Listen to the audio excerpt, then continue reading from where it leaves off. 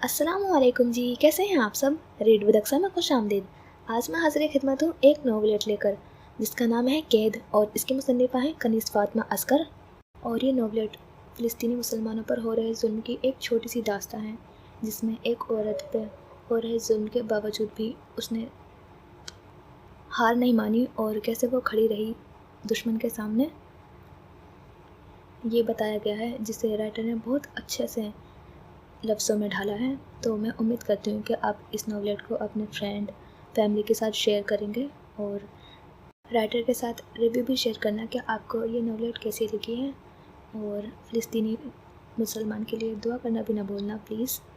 تو چلتے ہیں اب ناولٹ کی جانب۔ کئی اسرائیلی فوجی تیزی سے اسپتال کے کمرے کی جانب بڑھ رہے تھے۔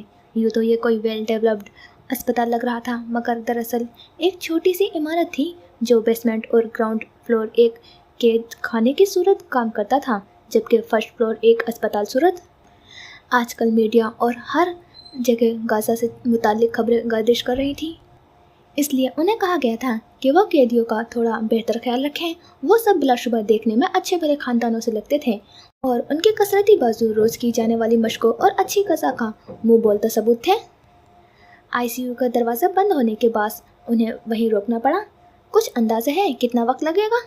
ان کے سینئر نے پاس سے گزرتی نرس سے پوچھا تو وہ نفی میں سر ہلاتی آگے بڑھ گئی۔ یہ 5 فوجیوں پر مشتمل ایک گروپ تھا جن کی عمریں 25 سے 35 سال لگتی تھی۔ ان کا سینئر، جو کہ لگ بھگ 33 سال کا لگ رہا تھا، اپنے نیلی رنگ آنکھوں سے اسپتال کا راہداری کا جائزہ لینے لگا۔ رابرٹ، تم اس راہداری کی شروعات میں کھڑے ہو جاؤ، جبکہ ایلیکس، تم اور کیمرون، تم اسپتال میں موجود باقی فلسطینی قیدیوں کے بارے میں معلومات اکٹھی کرو۔ جیک، تم یہی موجود رہو، جیسے ہی کوئی ڈاکٹر آئے تو مجھے اطلاع دو۔ اس کے حکم کو سنتے سب اپنے فرائض سر انجام دینے کو چلے گئے، جبکہ وہ خود آئی سی یو سے ذرا فاصلے پر موجود بینچ پر بیٹھ کر اپنے سینئرز کو حالات سے واقف کرنے لگا۔ اچانک آئی سی یو کا دروازہ کھلا اور اندر سے تیزی سے ڈاکٹر باہر آئی۔ لڑکا ہوا ہے یا لڑکی؟ جیک نے آئی سی یو سے باہر آنے والی ڈاکٹر کا راستہ روکتے ہوئے کہا۔ ڈاکٹر نے اسے نفرت سے دیکھا تھا، اندر تک جھنجھوڑ دینے والی نفرت۔ جیک، میں اس عورت کو سنبھالنے کی کوشش کر رہی ہوں۔ کیا حال کیا ہے تم لوگوں نے اس کا قید میں؟ اس کا خون بہت کم ہے، وہ کیسے بچے گی؟ اس کے جسم پر اتنے گھاؤ کیوں ہیں؟ میرے پاس تمہارے ان سوالات کا جواب دینے کا وقت نہیں ہے ڈاکٹر، مجھے بتاؤ کس کی پیدائش ہوئی ہے؟ جیک نے اس کے بازو کو سختی سے پکڑتے ہوئے کہا، اسے جیسے ان آنکھوں میں موجود نفرت کی پرواہ نہیں تھی یا شاید وہ بے حس تھا۔ یہ تمہارا قید خانہ نہیں بلکہ ہاسپٹل ہے جیک، اور میں کوئی قیدی عورت نہیں ہوں۔ اپنا ہاتھ ہٹاؤ، ورنہ میں جہاں زخم پر مرہم رکھنا جانتی ہوں وہاں زخم دینا بھی جانتی ہوں، ڈاکٹر نے سخت لہجے میں کہا۔ کام ڈاؤن ڈاکٹر، میں تو بس پوچھ رہا تھا کہ… جیک نے اسے چھوڑ کر اپنا لہجہ ہلکا پھلکا کرتے ہوئے کہا۔ Be in your limits, doctor نے اس کا جملہ بیچ میں کاٹ کر اپنی شہادت کی انگلی اٹھا کر جیسے اسے وارن کیا تھا۔ ایک لڑکا اور ایک لڑکی، جڑواں بچے پیدا ہوئے ہیں، ڈاکٹر نے سخت لہجے میں مزید کہا۔ اب اپنی شکل یہاں سے غائب کرو، ورنہ میں تم پر ہیرسمنٹ کے چارجز کروا دوں گی، اور ہنری کو بھیجو۔ میں کیوں جاؤں؟ میری ڈیوٹی ہے ادھر، جیک نے اسی انداز میں کہا۔ اس سے پہلے کہ وہ مزید کچھ کہتا، ڈاکٹر نے فوراً ہی ہنری کو آواز دی۔ ہنری، یہاں آؤ فوراً۔ اس کی ترش آواز سنتے ہی ہنری نے اپنا فون پاکٹ میں رکھا اور ان کی طرف بڑھا۔ چند لمحوں میں ہنری وہاں موجود تھا۔ کیا ہوا؟ اس نے سوالی نظروں سے پوچھا۔ اس شخص کو یہاں سے لے جاؤ ابھی، ڈاکٹر نے غصے میں کہا۔ مارگریٹ، کام ڈاؤن، کیا ہوا؟ ہنری نے نرمی سے پوچھا۔ اندر ایک عورت زندگی اور موت کی جنگ لڑ رہی ہے، میری ساتھی ڈاکٹر اسے سنبھالنے کی کوشش کر رہی ہیں۔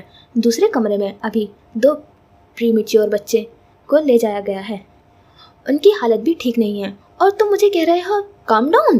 ہنری، میں اس وقت اتنی جذباتی ہوں کہ کسی کا قتل کر دوں گی۔ ڈاکٹر کی آنکھوں میں سرخ ڈورے ابھرنے لگے تھے۔ بہت ہو گیا، کب سے تمہاری ہمدردی دیکھ رہا ہوں، جیک نے گرجتے ہوئے کہا۔ تمہیں کیا لگتا ہے وہ یہاں سے بچیں گے تو ہم قید میں انہیں چھوڑ دیں گے؟ اس سے پہلے جیک مزید کچھ کہتا، مارگریٹ نے تھپڑ کے لیے ہاتھ اٹھایا، مگر ہنری نے فوراً بیچ میں آ کر اس کا ہاتھ روکا اور سینئر کی حیثیت سے جیک کو جانے کے کہا، جس پر جیک بکتا جھکتا چلا گیا۔ مارگریٹ، تم یہ کیا کر رہی ہو؟ ریلیکس کرو، تم ٹھیک نہیں ہوگی تو علاج کیسے کرو گی؟ ہنری نے مارگریٹ کا کندھا تھپتھپاتے کہا۔ تم لوگوں نے اس کے ساتھ جانوروں سے بھی بدتر سلوک کیا ہے، اس کے جسم پر کوئی ایسا حصہ نہیں ہے جہاں گھاؤ نہ ہو۔ اس کی آواز لرز رہی تھی اور اس کی نم آنکھوں میں بے چینی تھی۔ مارگریٹ، وہ میرے انڈر نہیں ہے، لہذا میں کچھ نہیں کر سکتا۔ تمہیں اس وقت سکون کی ضرورت ہے تاکہ تم ان بچوں کو بچا سکو، ہنری نے نرم لہجے میں التجا کی تھی۔ مارگریٹ نے ہنری کا ہاتھ اپنے کندھے سے ہٹایا اور آئی سی یو سے نکلنے والی نرس کو کسی اور ڈاکٹر کو لانے کی احکامات جاری کرتے ہوئے وہ اندر بچوں والے روم میں چلی گئی۔ ہنری نے اس نرس کو جاتے دیکھ کر روکا تھا۔ کسی اور ڈاکٹر کو بھیجو اور اسے ٹھنڈا کرو، وہ اندر کی صورتحال کو برداشت نہیں کر سکے گی۔ اس وقت اس کا جذباتی ہونا اندر موجود مریض کو خطرے میں ڈال سکتا ہے۔ اس کا لہجہ حکم دیتا تھا۔ ابھی وہ مزید کچھ کہتا کہ مارگریٹ واپس باہر آ گئی اور وہ نرس کو چھوڑ کر اس کی جانب متوجہ ہوا تو نرس چلی گئی۔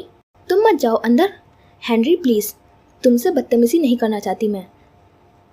تم جاؤ یہاں سے، تمہیں جو معاملات چاہیے ہوں گے 2 گھنٹے بعد آ کر لے لینا، ابھی ہم ماں یا بچوں کے بارے میں کچھ نہیں کہہ سکتے۔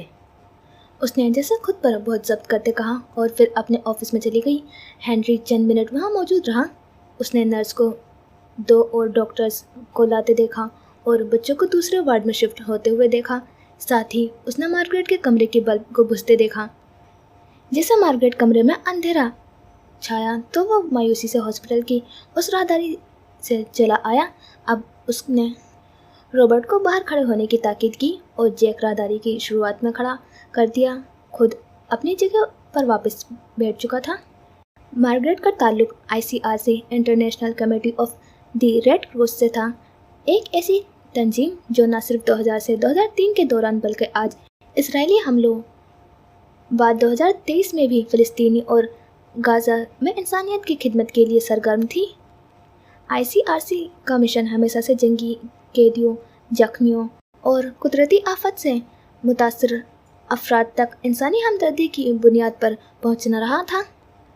مارگریٹ انہی لوگوں میں سے تھی جنہوں نے اپنے علم کو انسانیت کی بھلائی کے لیے وقف کیا تھا۔ اس کا تعلق یورپ سے تھا، مگر اس کی زندگی یورپی خوابوں سے دور ایک تلخ حقیقت کی آئینہ دار تھی۔ والدین کے درمیان طلاق کے بعد دونوں اپنی نئی زندگیوں میں مشغول ہو گئے۔ مارگریٹ کی حیثیت ان کے لیے صرف ایک یاد بن کر رہ گئی تھی۔ نہ ماں نے کبھی اسے گلے لگایا، نہ باپ نے اس کے سر پر کبھی ہاتھ رکھا۔ دادا دادی کا سایہ بھی وقت کے ساتھ اٹھ گیا۔ اکیلے پن اس کی شخصیت کا حصہ بن چکا تھا، مگر کمزوری نہیں۔ اس نے خود کو سنوارا، خود ہی خواب دیکھے اور خود ہی ان کی تعبیر بنائی۔ ڈاکٹر بننے کے سفر نے اسے نہ صرف علم سے مالا مال کیا تھا، بلکہ اس کے اندر ایک ایسی چمک پیدا کر دی جو اسے عام انسانوں سے الگ کرتی تھی۔ جب غزہ میں والنٹیئر کا کام کرنے کی پیشکش آئی تو اس نے لمحہ بھر بھی نہ سوچا تھا۔ وہ جانتی تھی کہ یہ راستہ آسان نہیں، مگر دل کی کسی کونے میں ایک یقین تھا کہ شاید کسی کی جان بچا کر وہ اپنی کھوئی ہوئی زندگی کو معنی دے پائی، اور یہی سوچ اسے اس قید خانے تک لے آئی تھی جہاں نہ صرف زخمی جسم تھے بلکہ ٹوٹے ہوئے خواب، بکھرے ہوئی امیدیں والی یسرا بھی۔ ہنری کا تعلق برطانیہ سے تھا اور اس کی زندگی کا ایک فوجی خاندان میں گزری تھی۔ اس کے والد ایک نامور فوجی افسر تھے جن کی زندگی کا مقصد ہمیشہ اپنی پیشورانہ کامیابی تھی۔ وہ چاہتے تھے کہ ہنری بھی ان کے نقش قدم پر چلے اور ایک بہترین فوجی بنے، جس کے لیے اس نے اپنے بیٹے کی تربیت انتہائی سختی سے کی تھی۔ ہنری کے والد کے لیے یہ بات اہم تھی کہ وہ اپنے بیٹے کو ہر حال میں فوجی کی خدمت کے لیے تیار کرے، نہ کہ اس کی ذاتی خواہشات اور جذبات کو سمجھ کر اسے ایک نرم بچہ بنائے۔ ہنری کی ماں ایک نرم دل اور مہربان خاتون تھی، لیکن وہ کبھی بھی اپنے شوہر کے سخت رویے کا مقابلہ نہیں کر پائی۔ ہنری کو بچپن میں اکثر یہ محسوس ہوتا تھا کہ وہ اپنی ماں کی محبت سے محروم ہے، کیونکہ اس کی والد کی سخت گرفت نے ہر چیز پر اپنا سایہ ڈالا تھا۔ ہنری نے اپنے والد کے ساتھ تعلق میں ہمیشہ محبت کی کمی محسوس کی، مگر اس نے کبھی اس بات کو کھل کر تسلیم نہیں کیا۔ جب ہنری 22 سال کا ہوا، اس نے اپنی زندگی کا فیصلہ کیا اور فوج میں بھرتی ہو گیا۔ یہ فیصلہ جزوی طور پر اس کے والد کی توقعات کا اثر تھا اور جزوی طور پر اس کی اپنی خواہش کہ وہ اپنے والد کے طرح کامیاب بنے۔ تاہم جیسے جیسے وقت گزرتا گیا، اس نے اپنے والد کی توقعات اور ان کی دباؤ کو اپنے اندر چھپایا اور فوجی زندگی کو قبول کیا۔ اس کے بعد ہنری کی اعلیٰ کارکردگی کی بنیاد پر اسے غزہ بھیجا گیا۔ وہاں پہنچنے کے بعد اسے ڈاکٹر مارگریٹ سے ملنے کا موقع ملا۔ ڈاکٹر مارگریٹ ایک نرم دل، انسان دوست ڈاکٹر تھی جو اسرائیل میں خدمات انجام دے رہی تھی۔ اس کا انداز ہنری کے لیے نیا تھا اور اس نے محسوس کیا کہ مارگریٹ کی مہربانی اور انسانیت نے اس کے اندر ایک نیا جذبہ بیدار کیا۔ اس کے نرم دل ہونے کے باوجود وہ کسی ایک گروہ یا قوم کی بجائے ہر انسان کی زندگی کو اہمیت سمجھتی تھی، اور یہی بات ہنری کو اپنی طرف کھینچتی تھی۔ ہنری کو مارگریٹ کے ساتھ کام کرتے ہوئے یہ احساس ہوا کہ دنیا میں صرف فوجی طاقت ہی نہیں بلکہ انسانیت اور محبت بھی اہم ہے۔ وہ مارگریٹ کی موجودگی میں کچھ ایسے محسوس کرتا تھا جیسے اس کے اندر کی سختی اور دلی تکلیف ختم ہو رہی ہو۔ اسرائیل آنے کے بعد یہ ملاقات ہنری کی زندگی کا ایک نیا باب ثابت ہوئی اور اس کی شخصیت میں ایک تبدیلی آئی۔ وہ اب صرف اپنے والد کی توقعات پر پورا اترنے کی کوشش نہیں کر رہا تھا بلکہ اپنے اندرونی خواہشات اور جذبات کو سمجھنے کی کوشش بھی کر رہا تھا۔ یہ ملاقات ہنری کے لیے ایک سنگ میل ثابت ہوئی کیونکہ اس نے ڈاکٹر مارگریٹ کی شخصیت سے نہ صرف محبت کی بلکہ ان کی انسانیت اور نرمی سے اسے اپنی زندگی کے نئے مقصد کی طرف متوجہ کیا۔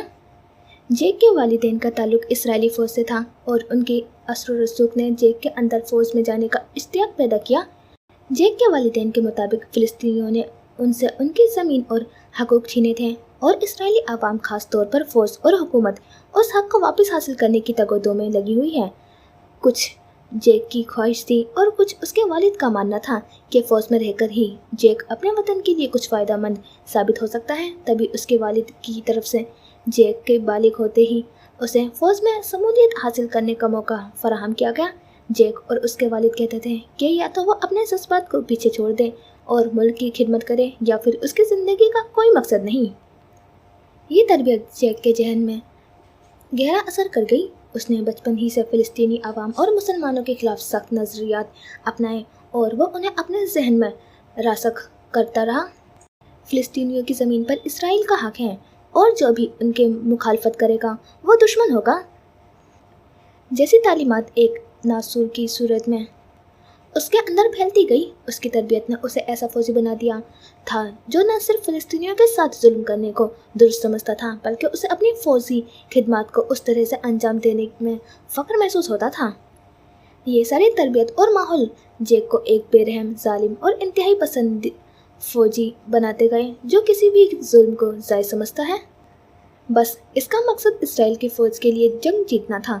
فوج نے اسے مزید سکھایا کہ جو بھی اس کے راستے میں چلے گا وہ صرف اپنے وطن کے لیے لڑے گا اور اس کی قربانی قابل فخر ہوگی۔ یہ تربیت وہ سلو پوائزنگ ثابت ہوئی جو اس کی زندگی کو فیصلہ کن مراحل میں تبدیل کرتی گئی اور جیک کو ایک نہایت ظالم قسم کا فوجی بنا گئی جو اپنے مقصد کے لیے کسی بھی حد تک جا سکتا تھا۔ وہ اس بات کا قائل ہو چکا تھا کہ فلسطینیوں کے حقوق اور انسانیت کی پرواہ کرنے کے بجائے اسے اپنی فوج کی طاقت کے ذریعے اسرائیل کا غلبہ قائم کرنا ہے۔ یسرا کی آنکھ باہر کے شور پر کھلی اور آنکھ کھلتے ہی اسے اپنے انگ میں درد کی شدت محسوس ہوئی۔ درد اتنا شدید تھا کہ وہ دوبارہ بے ہوش ہو گئی۔ کچھ دیر بعد جب ہوش آیا تو تکلیف کچھ کم ہو چکی تھی۔ اس نے دھیرے سے آنکھیں کھولی اور ارد گرد کا جائزہ لیتے تب اسے یاد آیا کہ وہ کہاں ہے۔ وہ ایک قید خانے سے نکل کر دوسرے قید خانے میں آ گئی تھی جو بظاہر ایک اسپتال کا کمرہ لگتا تھا مگر اصل میں وہ بھی ایک اذیت گاہ ہی تھا۔ جیسے جیسے ہوش بحال ہوتا گیا اسے یاد آنے لگا کہ وہ یہاں تک کیسے پہنچی۔ وہ ایک خستہ حال کمرے کی دائیں دیوار سے ٹیک لگا کر بیٹھی تھی۔ کچھ ہی دیر پہلے اس نے سب قیدی عورتوں کے سامنے جیک کو تھپڑ مارا تھا۔ وجہ یہ تھی کہ جیک ایک 15 سالہ لڑکی کو اپنے ساتھ لے جانے کی کوشش کر رہا تھا اور باقی عورتیں اسے روکنے میں مکمل ناکام ہو چکی تھیں۔ یسرا ابھی وہاں لائی گئی تھی اور اسے قیدی کے طور پر کسی بھی ہونے والے سلوک کا اندازہ نہیں تھا۔ اسے یہ برداشت نہ ہو سکا جس سے اس نے عزت کھو دیا اور جیک کے چہرے پر ایک سناٹے دار تھپڑ مارا۔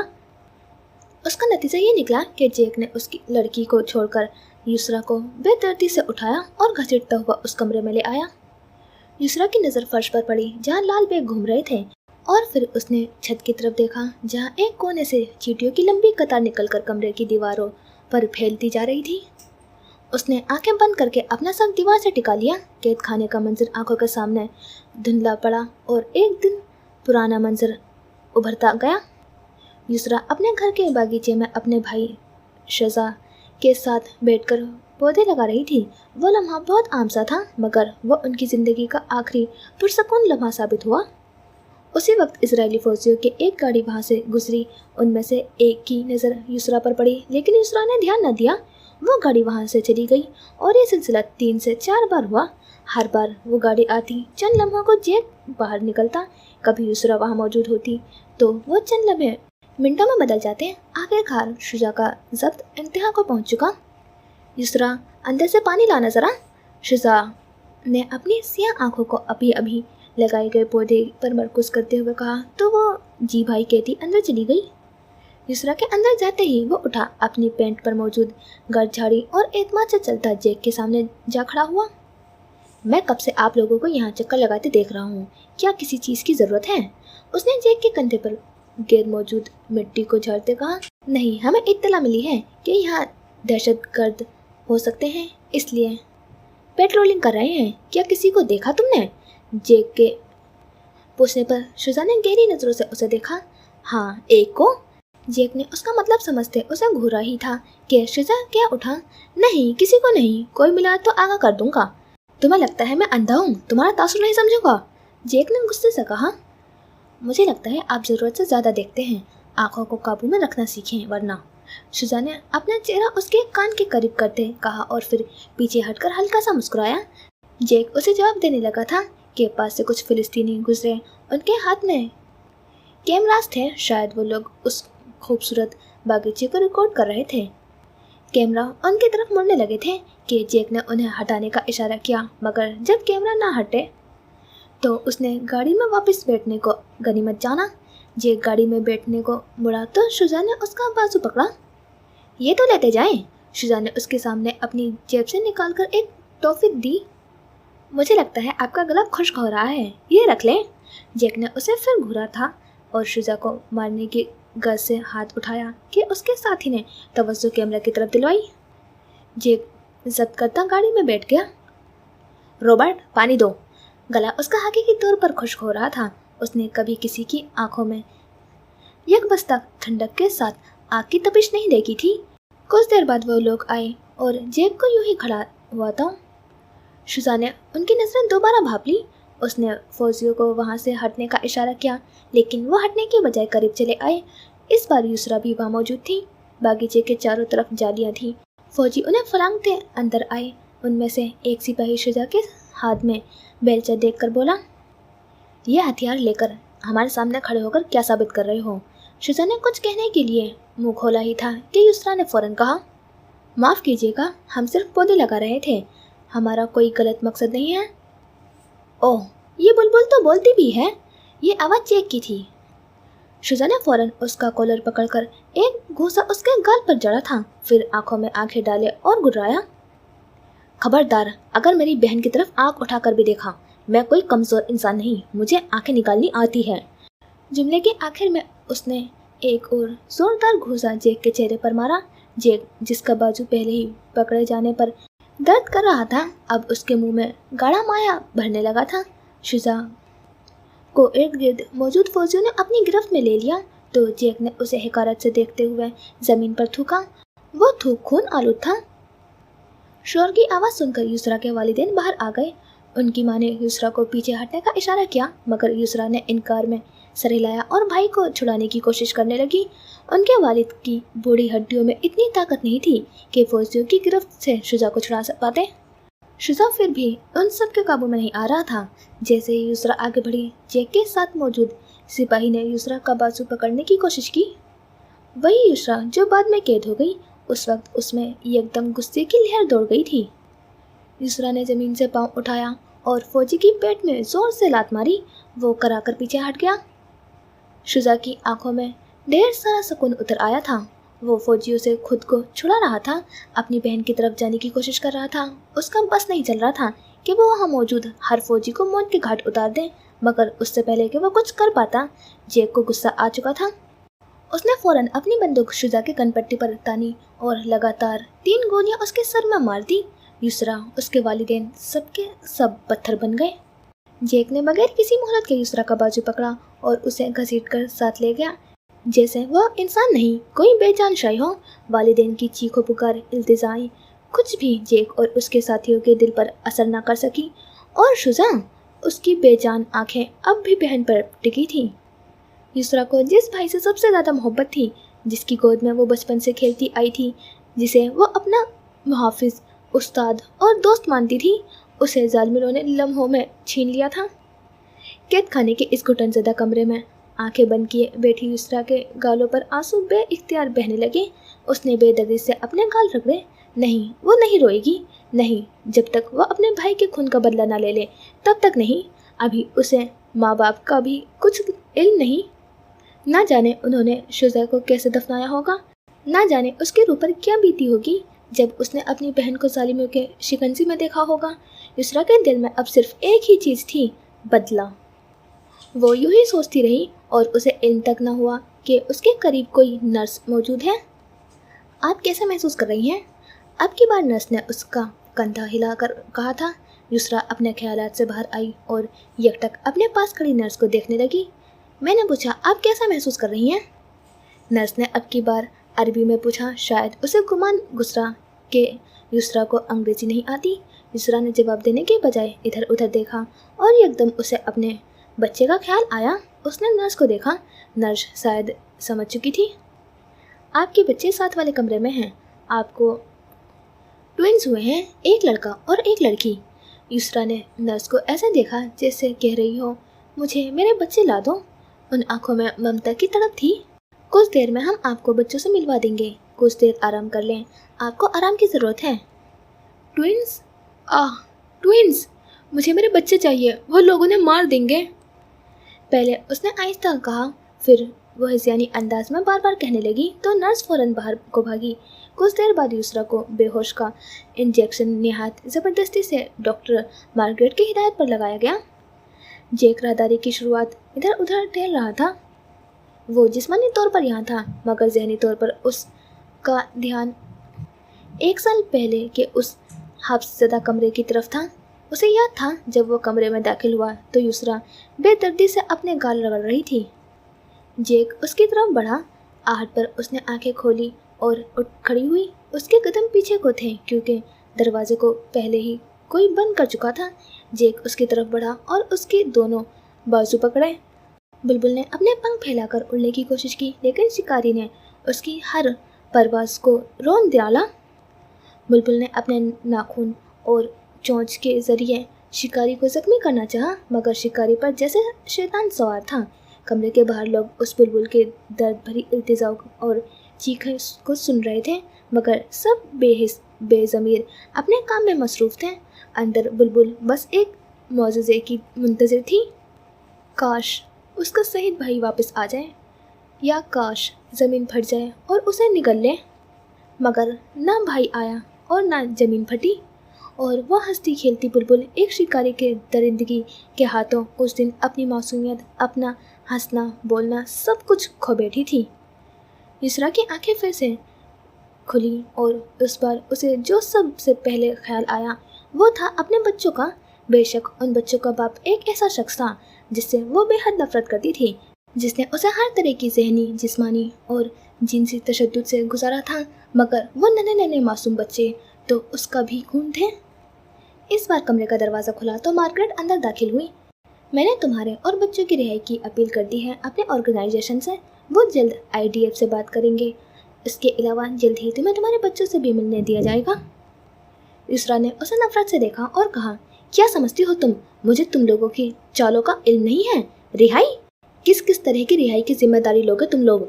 यहाँ मौजूद हर शख्स ही तो कैद है, कोई जिस्मानी तौर पर लोगों के दरमियान, कोई जहनी तौर पर अपने ही सोचों में और कोई अपने जज्बात और खौफ में। अगर मैं यहाँ से रिहा हो भी जाऊँ तो क्या तुम मुझे मेरे सहन से इस टॉर्चर की अजियत से रिहाई दिलवा सकती हो? युसरा की तरफ बातें सुनकर मार्गरेट ने गहरा सांस लिया और कहना शुरू किया, अगर तुम कैद हो तो आज़ाद मैं भी नहीं हूँ और ये तुम जानती हो, लेकिन तुम्हारे पास इख्तियारात हैं, मेरे पास वो भी नहीं है डॉक्टर। उस कैद में मुझे असियत, जलन और तकलीफ के सिवा कुछ नहीं मिला। अगर ज़रा सी इंसानियत हो तो मुझे मेरे बच्चों से मिलवा दो। युसरा ने इस बार संजीदा अंदाज में कहा तो मार्गरेट ने हाँ में गर्दन हिलाई और बाहर आ गई। वो युसरा को क्या बताती कि उसके बच्चों को निगाहदश्त में रखा गया है क्योंकि प्रीमेच्योर होने की वजह से उनकी हालत थोड़ी क्रिटिकल, जबकि उस वक्त युसरा खुद ना जाने कैसे होश में थी। कोई बड़ा धचका उसके लिए खतरनाक साबित हो सकता था। कमरे में एक बार फिर हू का आलम था। दीवारों पर चुपचाप साए रेंग रहे थे और छत पर लकीरों की सूरत जमी हुई युसरा की नजरें जैसे माजी में सफर कर रही थी। वो वक्त जब वो हर रात चीख कर जागती थी, जब हर बार किसी और को बचाने की कोशिश में वो खुद अजियत का निशाना बन जाती थी। 6 महीने गुजर चुके थे और अब वो माँ बनने वाली थी, मगर माँ बनने का तसव्वुर भी उसके लिए कोई रहमत ना था, क्योंकि वो जानती थी कि दुश्मन के दरमियान जन्म लेने वाला बच्चा कितनी आजमाइश बन सकता है। उस रात जब उसने जैक को दूसरी बार थप्पड़ मारा तो टॉर्चर मामूल से कहीं ज़्यादा वहशियाना था। ये टॉर्चर ना उसे जीने देता था न मरने। न जाने वो टॉर्चर भी इतना ध्यान से क्यों करते थे कि वो या बच्चे को कुछ ना हो, अजियत देने को ये वो समझ ना सकी। जब वो जख्मों समेत सोई तो ख्वाब में वो मंजर देखा जिसने उसका दिल काट कर रख दिया था। जैक अपने चेहरे पर सफाक मुस्कुराहट सजाए उसके नन्हे बच्चे के सर पर बंदूक रखे खड़ा था। बाकी फौजी बेहिसा खड़े थे, जैसे मौत का तमाशा देखने आए हों। हत्ता के उन्होंने युसरा को भी जकड़ रखा था ताकि वो उसे नन्ही जान को बचा ना पाए। कोई चीखा नहीं, कोई बोला नहीं, और जब वो गोली चलाने वाला था युसरा चीख कर उठ बैठी। उसके जिस्म से पसीने की धारें बह रही थी, सांस बेतरतीब, आंखों में वहशत थी। खौफ और दहशत बहुत छोटे लफ्ज़ थे उस जज्बे के लिए जो वो अभी महसूस कर रही थी। वो एक झटके से उठी और ज़ारों कतार रोने लगी थी। फर्श पर बिछाए दरी पर उसके साथ और भी ख़वातीन थी। आपा, आपा, खुदारा उनसे कहें मुझे मार डालें, मुझे इस असियत से निकाल लें, मैं अपने बच्चे को मरता नहीं देख सकूंगी। आपा, उनसे कहें मुझे अभी ख़त्म कर दें या फिर मेरे बच्चे को दुनिया में आने दें और फिर मुझे मार दें, मगर मेरे बच्चे को कुछ ना हो। खुदारा, खुदारा, वो अपने साथ मौजूद ख़वातीन को कह रही थी जिसकी आँख से उसके रोने से खुली थी। युसरा की चीखें कैद खाने के कोने कोने में गूंजने लगी। पहरेदार गुस्से से लपका, दरवाज़ा खोला, चीखने लगा, खामोश करो इसे वरना सबको अलग अलग डाल दूंगा। औरतों ने बमुश्किल युसरा को संभाला, जिसे वो आपा कहती थी। वो औरत तकरीबन 60 साल की होगी। उसने युसरा को अपने सीने से लगाया, थपकी दी और धीरे धीरे कुरान की आयत पढ़ने लगी। अल्लाह तुम्हारे बच्चे को बचाएगा बेटी, जिस जान को वो चाहे वही आएगी। अगर वो उस जुल्म में भी एक रूह को दुनिया में भेज रहा है तो उसके पीछे कोई बड़ा राज, कोई बड़ी हिकमत है। युसरा आहिस्ता आहिस्ता सिसके लेती आंखें बंद करती उस औरत के गोद में छोटी बच्ची की तरह सिमट गई। किसी कोने में बैठा एक फौजी ये सब देख रहा था। कुछ अजीब सा कर्ब उसकी आंखों में भी उतरने लगा। युसरा की आंखें जैसे ही खुली उसने खुद को एक मुख्तलिफ कमरे में पाया। या अल्लाह, मैं सोचते सोचते कब सो गई। शायद दवा का असर था। हवा में हल्की सी दवा की बू थी और कमरे की रोशनी बहुत नरम थी। दरवाज़ा आहिस्तेगी से खुला और 2 नर्सें उसके पास आई। एक ने उसका हाथ थामा और नरमी से कहा, ये आपके बच्चे हैं, अपनी माँ का इंतज़ार कर रहे हैं। नर्स ने उसके दोनों बाजुओं पर 2 नन्हे बच्चे रखे, वो मासूम, नाजुक, नरम गुलाब जैसे बच्चे। यूनुस और यास्मीन, उसके जिगर के टुकड़े, उसके रूह का हिस्सा। युसरा ने उनके नरम बालों को चूमना शुरू किया।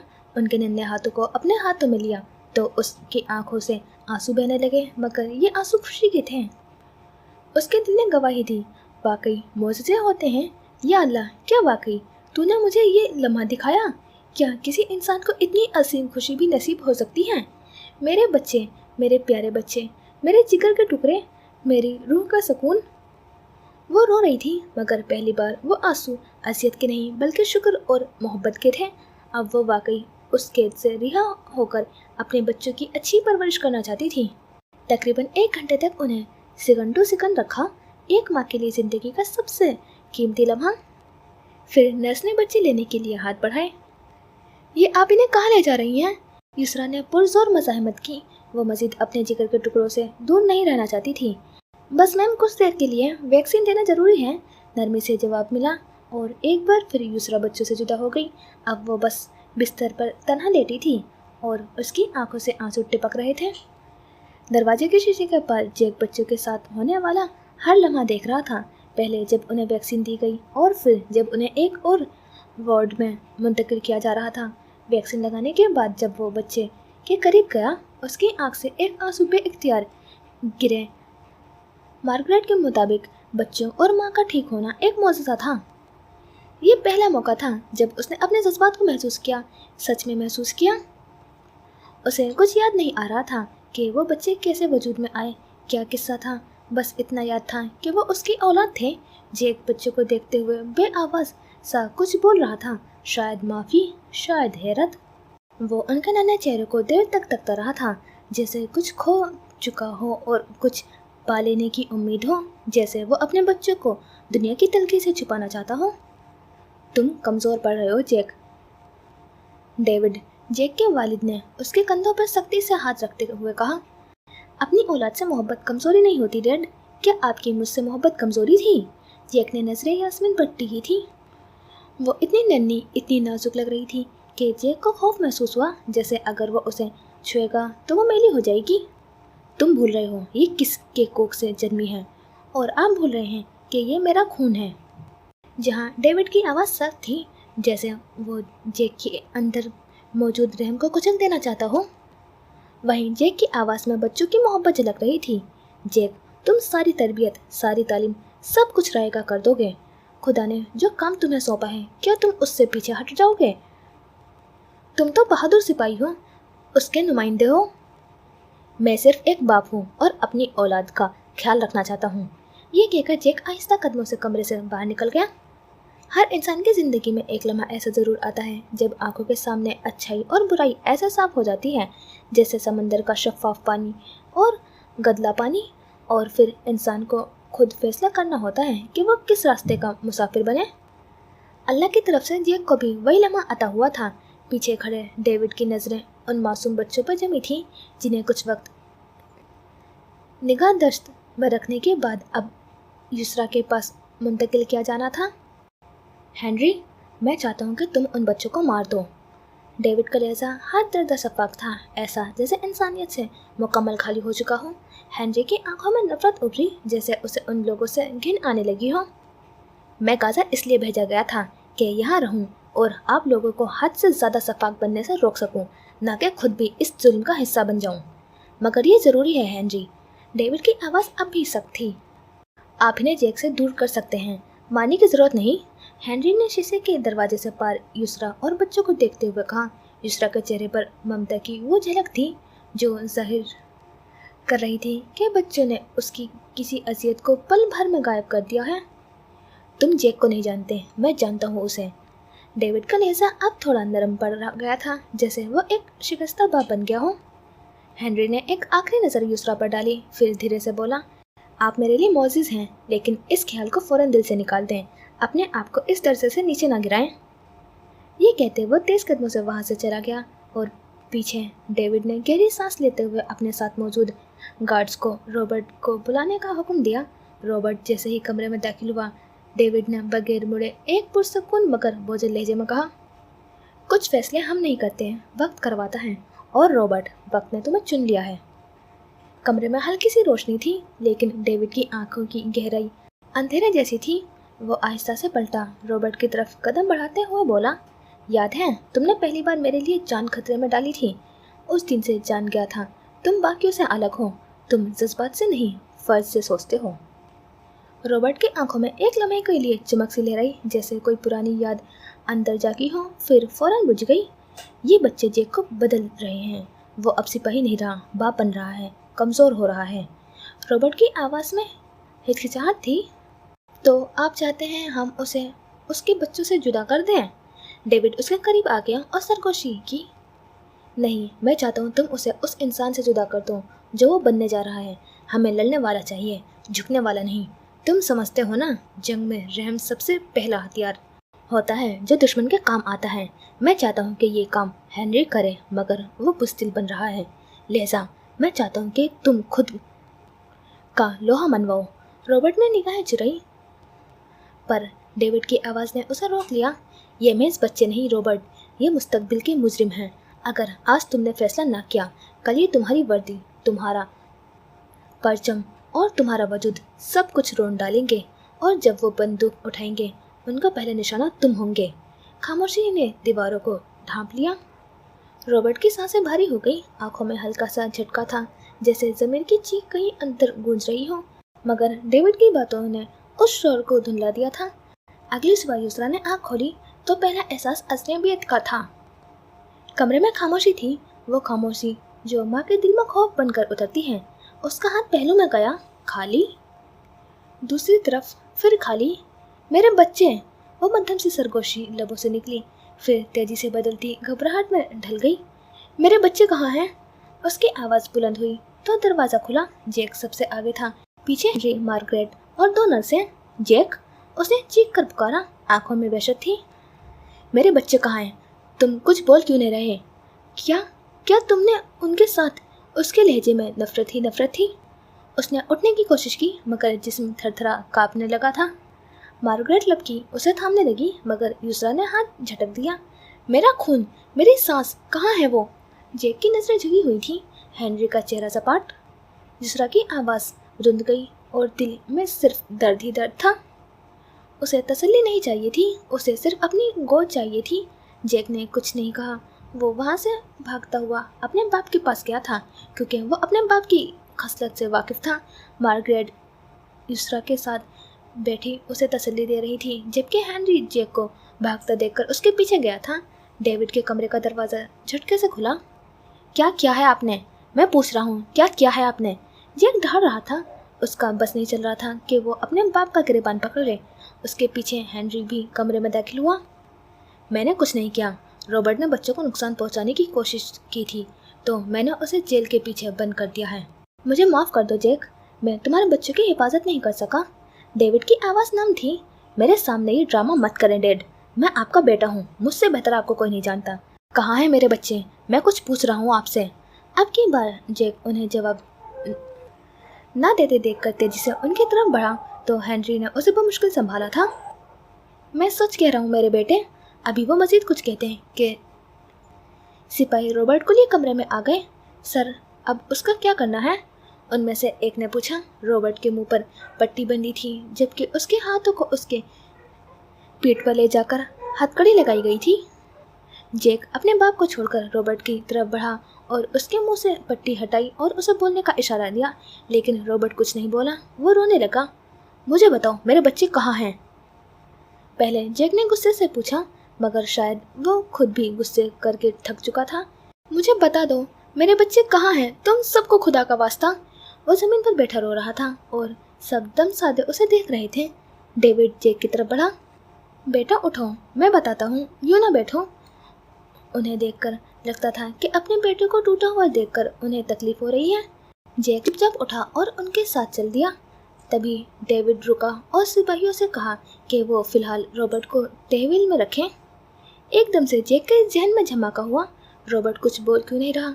क्या उसे कुछ ऐसा पता है जो मुझे पता होना चाहिए?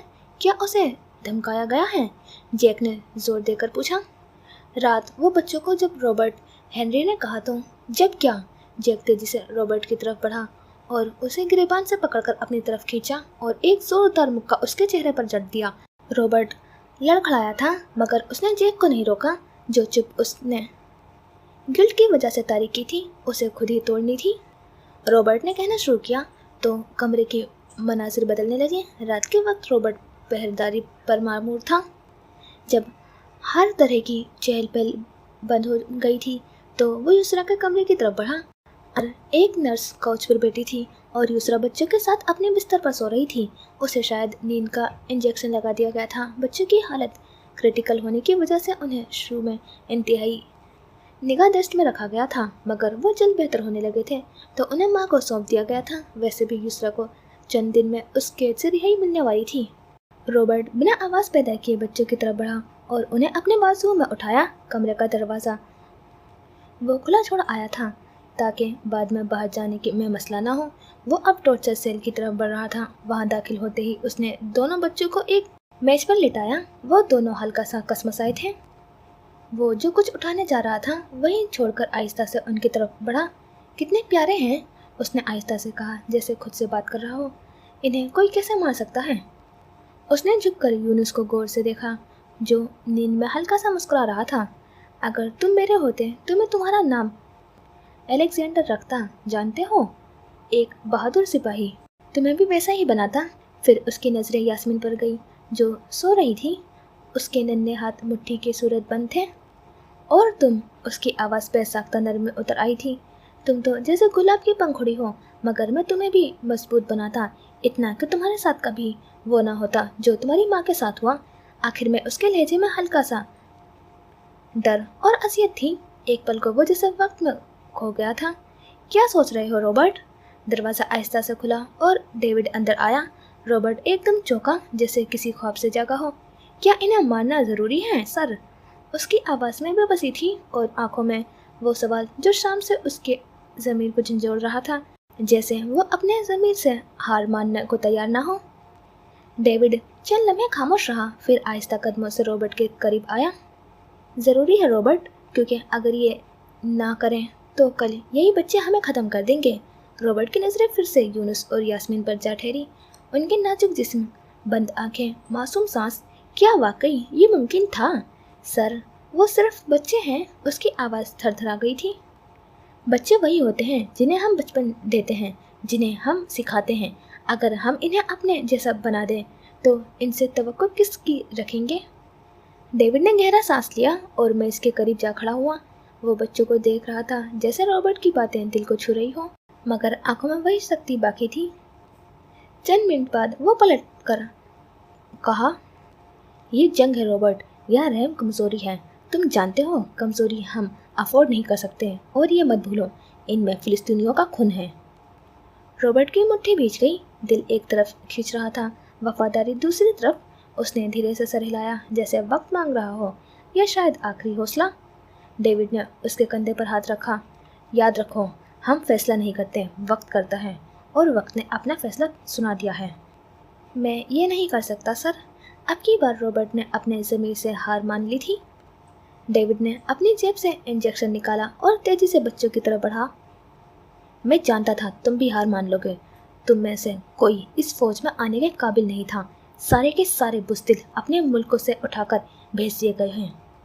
रॉबर्ट उसे रोकने को तेजी से उसकी तरफ बढ़ा था, लेकिन उससे पहले कि डेविड इंजेक्शन बच्चों को लगा पाता, अचानक यूनुस के नन्हे जिस्म को झटका लगा। वो जो अभी लम्हे पहले सुकून से सो रहा था, एकदम से तड़पने लगा। उसका चेहरा सुर्ख होने लगा और सांस उखड़ने लगी। रॉबर्ट ने ये देख कर अपने फ़ोन से हेनरी को कॉल करके जल्दी से सूरत हाल बताई, तो वो लोग तकरीबन बिजली की सी रफ्तार से वहाँ पहुँचे। रॉबर्ट का दिमाग सुनकर रहा था। वो ये तक नहीं समझ पाया था कि उसे बच्चों को उठाकर इमरजेंसी रूम ले जाना चाहिए। यूनुस! मार्गरेट की चीख कमरे में गूंजी। वो तेजी से उसकी तरफ बढ़ी। उसी पर यास्मीन के मुंह से जोरदार उबकाई निकली। उसका नाजुक सा बदन लरजने लगा और आंखें बंद होने लगी, और फिर एकदम खुली। उसकी छोटी सी उंगली हल्की सी हरकत कर गई। रॉबर्ट बेयकीनी से उसकी तरफ बढ़ा। बच्चों को कुछ हो रहा है। मार्गरेट की आवाज़ कपकपा रही थी। डेविड का हाथ, जो हवा में मौलिक था, इंजेक्शन उसके हाथ की उंगलियों से फिसलकर ज़मीन पर गिरा। हेनरी ने डेविड को पीछे धकेलकर दीवार से जा लगाया। आपने क्या किया उनके साथ? उसने गुस्से से कहा। रॉबर्ट जैसे होश में आया और मार्गरेट की मदद के लिए दौड़ा। अब वो दोनों बच्चों को लेकर आईसीयू की तरफ भागने लगा। वो एक पल की रुकी और कहा, इनके जिस्म रिएक्ट कर रहे हैं, किसी अंदरूनी जहर या दिमागी झटके से। मार्गरेट ने लरजते लबों से कहा। उसके हाथ कांप रहे थे। ये सब उस इंजेक्शन का असर है जो तुमने यसरा को दिया था, या फिर? हेनरी ने डेविड को घूरते हुए कहा, तुमने पहले ही इन मासूमों को जिस्म में कुछ दाखिल किया है ना? डेविड खामोश रहा, मगर उसकी नज़रें सब कुछ कह चुकी थी। जब वो और रॉबर्ट बहस कर रहे थे, तब वो चंद पल बच्चों के करीब खड़ा हुआ था, और उस वक्त उसने बगैर देखे खाली इंजेक्शन दोनों को लगा दिया था। हवा के बुलबुलों का बच्चों की नसों में दाखिल होना उनके लिए खतरनाक साबित हो रहा था। डेविड यूं ही बैठा रहा। मार्गरेट और रॉबर्ट जा चुके थे। हेनरी ने डेविड के करीब थूका और बाहर को भागा। उस एक फूल में सारी नफरत, कराहत और मायूसी छुपी थी। ये एक ऐलान था कि तुम अब इस इज्जत के काबिल नहीं रहे। तुम अपना सब कुछ खो चुके हो। हेनरी के जाते ही डेविड ने ज़मीन पर पड़े पड़े सर उठाया और एक शफाफ मुस्कुराहट उसके चेहरे पर उभरी। ना शर्मिंदगी, ना पछतावा, बस एक पागल सी तस्कीन। दूसरी तरफ मार्गरेट, नर्सेज और दीगर डॉक्टर बच्चों को संभालने में मसरूफ़ थे। नाजुक जिस्म, सहमी हुई सांसें और कांपती हुई आंखें, हर एक लम्हा कीमती था। हेनरी और रॉबर्ट कमरे से बाहर खड़े थे जब अचानक चंद सिपाही दौड़ते हुए आए और रॉबर्ट को दबोच लिया। बच्चों को नुकसान पहुंचाने के जुर्म में आपको हिरासत में लिया जाता है। रॉबर्ट ने मज़ाहमत नहीं की, उसके चेहरे पर हो चुकी शिकस्त का अक्स था। हेनरी ने रोकना चाहा, मगर वो सब ये कहकर रॉबर्ट को ले गए कि उनके सीनियर ने ऐसा कहा है, और खुद रॉबर्ट ने भी मज़ाहमत नहीं की। वो खामोशी से उनके साथ चल दिया। बस दिल में एक ही ख्याल गूंज रहा था, अगर मैं बच्चों को कमरे से बाहर ना निकाला होता तो ये सब ना होता। अपनी बात मुकम्मल करके वो सिसकने लगा, वो सिसकियाँ जो ज़मीर की पहुँच से निकलती हैं। माहौल सन्नाटे में डूबा, सबकी नज़रें डेविड की तरफ पलटी। तभी जैक ने नफरत से भरी हुई नज़रों से बाप को देखा। तुमने मेरे बच्चों को खतरे में डाला, तुम मेरे बाप कहलाने के लायक नहीं। उसकी आंखें तकलीफ से सुर्ख थीं, फिर उसकी नज़रें फौरन हेनरी पर पड़ी। आवाज़ कांपने लगी, आंखें नम हो गई। मेरे बच्चे कहाँ हैं हेनरी? हेनरी ने एक लम्हा आंखें बंद की, जैसे अल्फाज तकलीफ दे रहे हों। हमने पिछली रात उन्हें बचाने की कोशिश की थी, मगर हम नहीं बचा सके। आओ मेरे साथ, मैं तुम्हें दिखाता हूँ, हेनरी ने गहरा सांस लेकर कहा। जैक ने कमज़ोर कदमों से उसका पीछा किया और दोनों एक कमरे में दाखिल हुए, जहाँ दो छोटे सफ़ेद कपड़ों में लपेटे हुए जिस्म पड़े थे। कमरे में गहरा खामोशी थी, ऐसी खामोशी जो जैसे चीखती थी। जैक के कदम जैसे ज़मीन में धंसने लगे। मार्गरेट आंखों में बेशुमार आंसू लिए एक तरफ खड़ी थी और हेनरी ने आहिस्ता से कपड़ा हटाया। यूनुस, यास्मीन। जैक की आंख में एक वहशत थी, जैसे वह हकीकत को तस्लीम करने के लिए तैयार नहीं था। वो वहीं पर ज़मीन पर बैठ गया। ये मेरे बच्चे थे। उसकी आवाज़ इतनी मध्यम और गमगीन थी कि जैसे किसी गार में गूंजती हो। तभी रॉबर्ट कमरे में दाखिल हुआ और पीछे डेविड भी। रॉबर्ट की हथकड़ियाँ खुल चुकी थी। जब जैक डेविड को कमरे में देखा तो कहा, तुम बाप कहलाने के लायक नहीं हो। उसकी आवाज़ में इतनी नफरत और दर्द था कि डेविड का सख्त दिल पहली बार वाकई टूटा था। ये अल्फाज उसके लिए गोया एक धचका थे, जैसे सब कुछ खत्म हो गया हो। इससे पहले कि वह कुछ कहता, जैक ने मार्गरेट को देखा। मार्गरेट ने उसे इशारा दिया कि उन्होंने यूसरा को कुछ नहीं बताया। वो बेहतर है, कल वैसे भी इसकी रिहाई थी। उसकी तबीयत बेहतर है, मगर ये। मार्गरेट का लहजा आंसू से भारी हुआ। हेनरी ने मार्गरेट को इशारा किया कि वो यूसरा को जाकर बताए। अब वो यूसरा के कमरे में मौजूद थे। मेरे बच्चे, यूसरा की एक आस से पूछा था। उसके कदम लड़खड़ाते हुए बिस्तर से मार्गरेट की तरफ बढ़े थे, मगर फिर वो लड़खड़ाई तो मार्गरेट ने फ़ौरन आगे बढ़कर उसे संभाल लिया। यूसरा प्लीज़, तुम्हें खुद को संभालना होगा। मार्गरेट की आवाज़ गहरी दुख और परेशानी की झलक थी। यूसरा ने मार्गरेट को एक खाली नज़रों से देखा, जैसे उसके जहन में कुछ भी नहीं था, जैसे सब कुछ सच में ख़त्म हो गया हो। मेरे बच्चे कहाँ हैं? वह सवाल कर रही थी। उसका हर लफ्ज़ एक अज़ियत की गवाही दे रहा था। मार्गरेट की आंखों में आंसू भर आए। उसने कुछ कहने की कोशिश की, लेकिन उसकी आवाज़ लर्ज़ रही थी। यूसरा, वो अब इस दुनिया में नहीं रहे। हम उन्हें नहीं बचा सके। नहीं, ये नहीं हो सकता। उसकी आवाज़ में एक गम की शिद्दत थी जिसे बयान नहीं किया जा सकता था। रात वो मेरे पास थे और बिल्कुल ठीक थे, यूसरा ने खुद से कहा, जैसे वो यकीन करने के लिए तैयार ना हो, जैसे उसके जहन में ये बात कबूल ना हो रही हो। हाँ, मगर तुम्हें नींद का इंजेक्शन दिया गया था, इसलिए तुम्हें कुछ भी महसूस नहीं हुआ जब उनकी हालत बिगड़ी थी।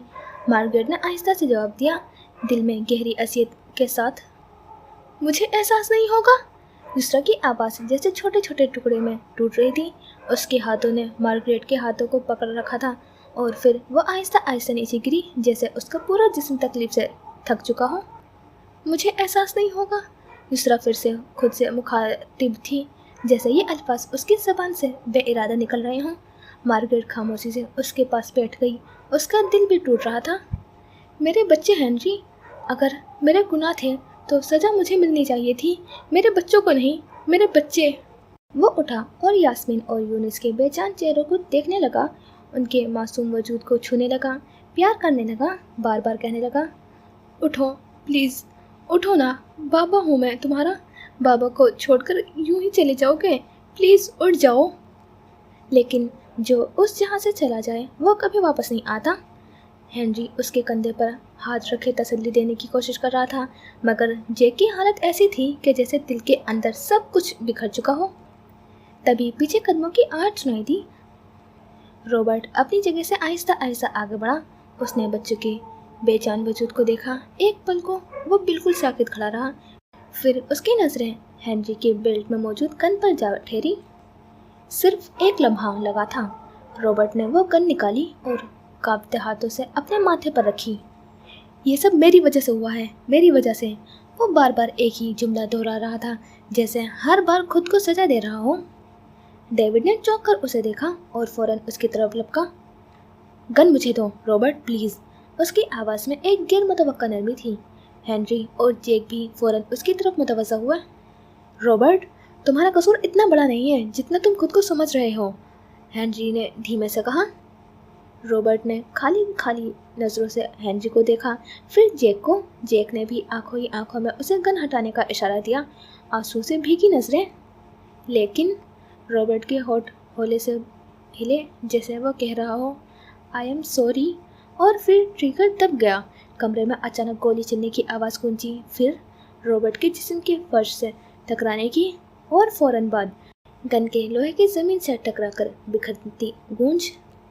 پورا فلور لرز اٹھا تھا۔ ڈاکٹرز اور نرسز خوفزدہ قدموں سے اس طرف دوڑے جہاں سے آواز آئی تھی۔ مارگریٹ یسرا کے ساتھ بیٹھی تھی۔ اس نے فقط آنکھیں بند کی اور جیسے اپنی گھبراہٹ، ہر آس اور دکھ کو اندر کہیں چھپا لیا۔ مارگریٹ کے موبائل تھرتھرایا۔ کسی نرس کو کال تھی اور وہ اسے آگاہ کر رہی تھی کہ اس نے جو ہوا، مگر یسرا، وہ اب بھی ویسے ہی بیٹھی تھی، اپنی ہی دنیا میں ایک گمشدہ کی طرح۔ یونس، تم کچھ سال میں اسکول جاؤ گے نا؟ کتنے پیارے لگو گے میرے چھوٹے سے شہزادے۔ یاسمین، میرا بچہ، بھائی سے اسکول میں مت لڑنا، بھائی بہن تو پیار کرتے ہیں نا، جیسے مجھ میں اور شوزا بھائی میں تھا، ہے اور ہمیشہ رہے گا۔ یونس، بہن کو آرام سے اٹھاؤ نا، تم دونوں ایک جتنے ہو، وہ گر جائے گی بچی۔ یسرا خالی آنکھوں سے دیوار کو تکتی، مسکراتے ہونٹوں سے بس خود سے باتیں کیے جا رہی تھی۔ ایسا لگتا تھا جیسے اس کی روح اسی لمحے درد میں کہیں قید ہو گئی ہو۔ مارگریٹ نے دل گرفتگی سے اسے دیکھا، پھر موبائل پر نرس کو نیند کا انجیکشن لانے کا کہا، مگر ابھی وہ پلٹی ہی تھی کہ یسرا کا جسم ایک جھٹکے سے ڈھلک گیا، وہ بے ہوش ہو چکی تھی۔ ہینری تیزی سے رابرٹ کی طرف بڑھا، زمین پر گرا وجود اب بھی ساکت تھا، خون کا دھبا آہستہ آہستہ فرش پر پھیلتا جا رہا تھا۔ جیک نے ڈیوڈ کو رابرٹ کی طرف بڑھتے دیکھا تو اچانک آگے بڑھ گیا، اسے بازو سے کھینچا اور زور سے دروازے کی طرف دھکا دیا۔ یہ تم نے کیا تھا، اور اب اس کا سامنا تمہیں اکیلے ہی کرنا ہوگا۔ جیک کی آواز میں غصہ، دکھ اور وہ خالی پن سب یکجا تھا۔ اب ڈیوڈ باہر کھڑا تھا، ہاسپٹل کا اسٹاف، نرسز اور ڈاکٹرز اسے گھیر چکے تھے۔ اس نے فوراً اپنے لفظوں کو ترتیب دیا اور جھوٹی کہانی کرنے لگا۔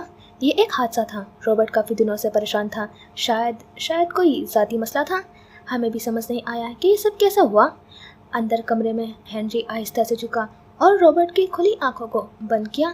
تم بس ایک لمحے کی ہار سے ہار گئے، حالانکہ تم نے سچ کا سامنا کرنے کی ہمت کی تھی۔ اس کی آواز لرز رہی تھی۔ جیک اب وہیں دروازے کے ساتھ نیچے بیٹھ چکا تھا، اس کے چہرے پر وہی خالی پن تھا، وہی جو اس نے شوزا کے آنکھوں میں دیکھا تھا اس لمحے جب اس نے اس پر پہلا فائر کیا تھا۔ اگلے دن جب یسرا کی آنکھ کھلی تو کمرے میں شام کا نارنجی سایہ پھیل رہا تھا۔ اس نے پہلو بدلا تو دونوں طرف خالی جگہ نے اسے کچوکے دیے، آنکھوں سے آنسو ٹوٹ کر بہنے لگے، گال بھگوئے اور پھر تکیے نے وہ نمی چپ چاپ جذب کر لی۔ کئی لمحے اسی حالت میں گزر گئے، پھر دروازہ چرچراتے ہوئے کھلا اور مارگریٹ اندر داخل ہوئی۔ اس کی آنکھیں بھی سرخ تھیں، جیسے رات اس نے بھی جاگ کر گزاری ہو۔ کیسی ہو یسرا؟ مارگریٹ کے سوال پر یسرا نے صرف ایک خالی نظر اس پر ڈالی، جس پر مارگریٹ نے نگاہیں چرا لی اور اس کے قریب آہستہ سے بیٹھتے ہوئے کہا، کل 7 اکتوبر کی شام یا شاید رات حماس نے اسرائیل پر حملہ کیا، جس کے بعد سیکیورٹی سخت کر دی گئی ہے اور مارگریٹ ٹھہری، قیدیوں کی رہائی کا عمل روک دیا گیا ہے۔ کل کے حملے میں بہت سے اسرائیلی شہید ہوئے ہیں۔ شہید؟ واقعی؟ یسرا نے طنز بھری آنکھوں کے ساتھ मार्गरेट को देखा। मार्गरेट ने उसके तासुर को नज़रअंदाज करते हुए बात मुकम्मल की। उसी वजह से रिहाई का अमल वाकई तौर पर रोक दिया गया है। यूसरा ये सुनकर हल्का सा हंसी। मार्गरेट ने उसे पहली बार हंसते देखा था, मगर उसकी हंसी में तलखी शामिल थी। कैद ने यूसरा से उसका सब कुछ ही छीन लिया था, उसकी मासूम से कहके और मुस्कुराहट भी। मगर तुम्हें जीना होगा, कैद में ही सही, तुम्हें जिंदा रहना होगा। फिलहाल जब तक रिहाई मुमकिन नहीं थी, फिर तुम्हें अपने माँ बाप का सहारा बनना होगा। उन्हें तुम्हारी ज़रूरत है, वो अब वहाँ अकेले होंगे।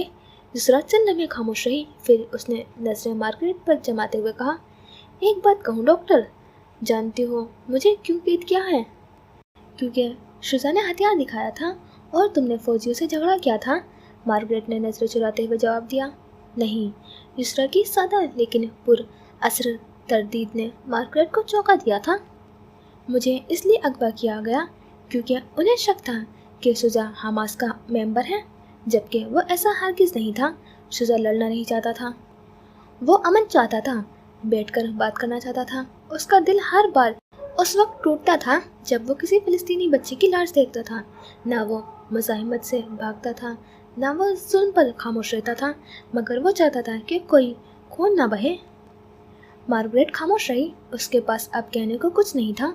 जब वो शुरुआत में यहाँ आई थी तो उसे इस्राएली फ़ौज के हर अमल में कानून नज़र आता था, हक, तहफ़्फ़ुज़ और फ़र्ज़ की अधूरी तशरीहात।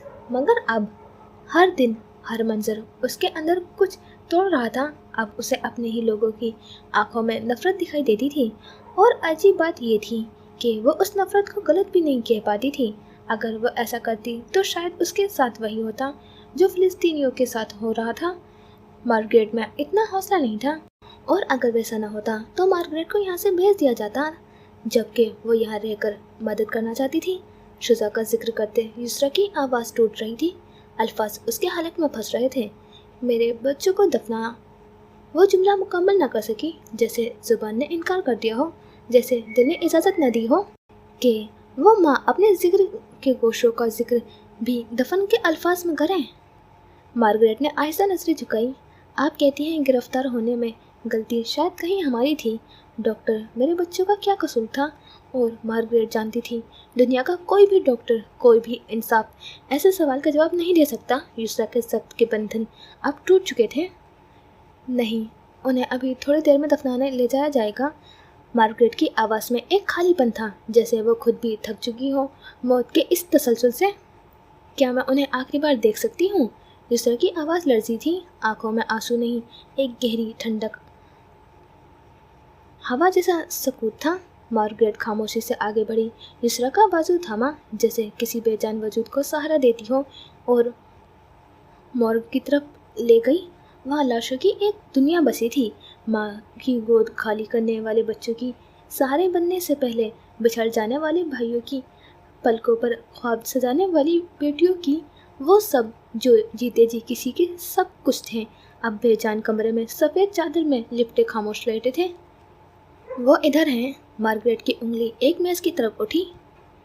यूसरा के कदम लड़खड़ाए, हर कदम के साथ दिल जैसे चीख रहा था, ना जाना वहाँ तुम्हारे जिगर के टुकड़े पड़े हैं।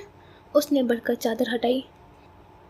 दो छोटे चेहरे नींद में डूबे लगते थे, जैसे थकन से सो जाए, मगर वो तो कभी जागने वाले नहीं थे। यूसरा ने कांपते हाथों से उनके चेहरे को छुआ। मेरे बच्चे, मेरे यूनुस, मेरी यास्मीन। लब हिले, आवाज़ ना निकली, फिर जैसे दिल फट गया हो। या अल्लाह, मुझे सब्र दे, मुझे बर्दाश्त दे। या रब, मैं तेरी रज़ा पर राज़ी हूँ, मगर ये मंज़र, या अल्लाह, मेरी यास्मीन को देख, उसकी मुस्कुराहट छीन ली गई। यूनुस, मेरे बाजू, मेरे दिल का सहारा, या अल्लाह, तू गवाह रहना, उन जालिमों को छोड़ना नहीं। मैं राज़ी हूँ, हाँ, मगर ए रहमान, मैं माँ हूँ, ये सब्र मेरे बस में नहीं। वो झुककर उन्हें चूमती रही, एक बार, दो बार, बार बार। मेरा बेटा, मेरी आंखों का नूर, मुझसे छीन लिया उन लोगों ने। या अल्लाह, मेरी बेटी, मेरे दिल का करार को जुदा कर दिया, या अल्लाह। फिर वो खामोश हुई। अब आंसू नहीं थे, बस साकित आंखें, बेरंग चेहरा, और वो माँ जो सब कुछ हार चुकी थी मगर सब्र मांग रही थी। मार्गरेट खामोशी से उसके कंधे पर हाथ रखे खड़ी थी, उसकी आंखें खुद भी नम थी। एक दिन बाद बच्चों की जुदाई ने जैसे उसके अंदर सब कुछ तोड़ दिया था। मार्गरेट आई तो उसने बच्चों के बारे में मार्गरेट से पूछा। हाँ, उन्हें दफना दिया गया। मार्गरेट का लहजा नरम था, लेकिन युसरा के कानों में ये जुमला गूंजा नहीं था, गरजा था। युसरा ने धीरे से सर उठाया। आंखों में वो नमी थी जो चीख नहीं सकती थी। यानी उन इसराइलियों ने दफनाने से पहले मुझसे यह हक भी छीन लिया, आखिरी बार उन्हें देखना का, उनके बालों में हाथ फेरने का, उनके गाल और माथे चूमने का हक एक माँ से उसके बच्चे छीन लिए और फिर उनके कब्र पर भी न ले जा सके। उसकी आवाज़ रुंध गई, जैसे लफ्ज़ों का सांस रुक गया हो।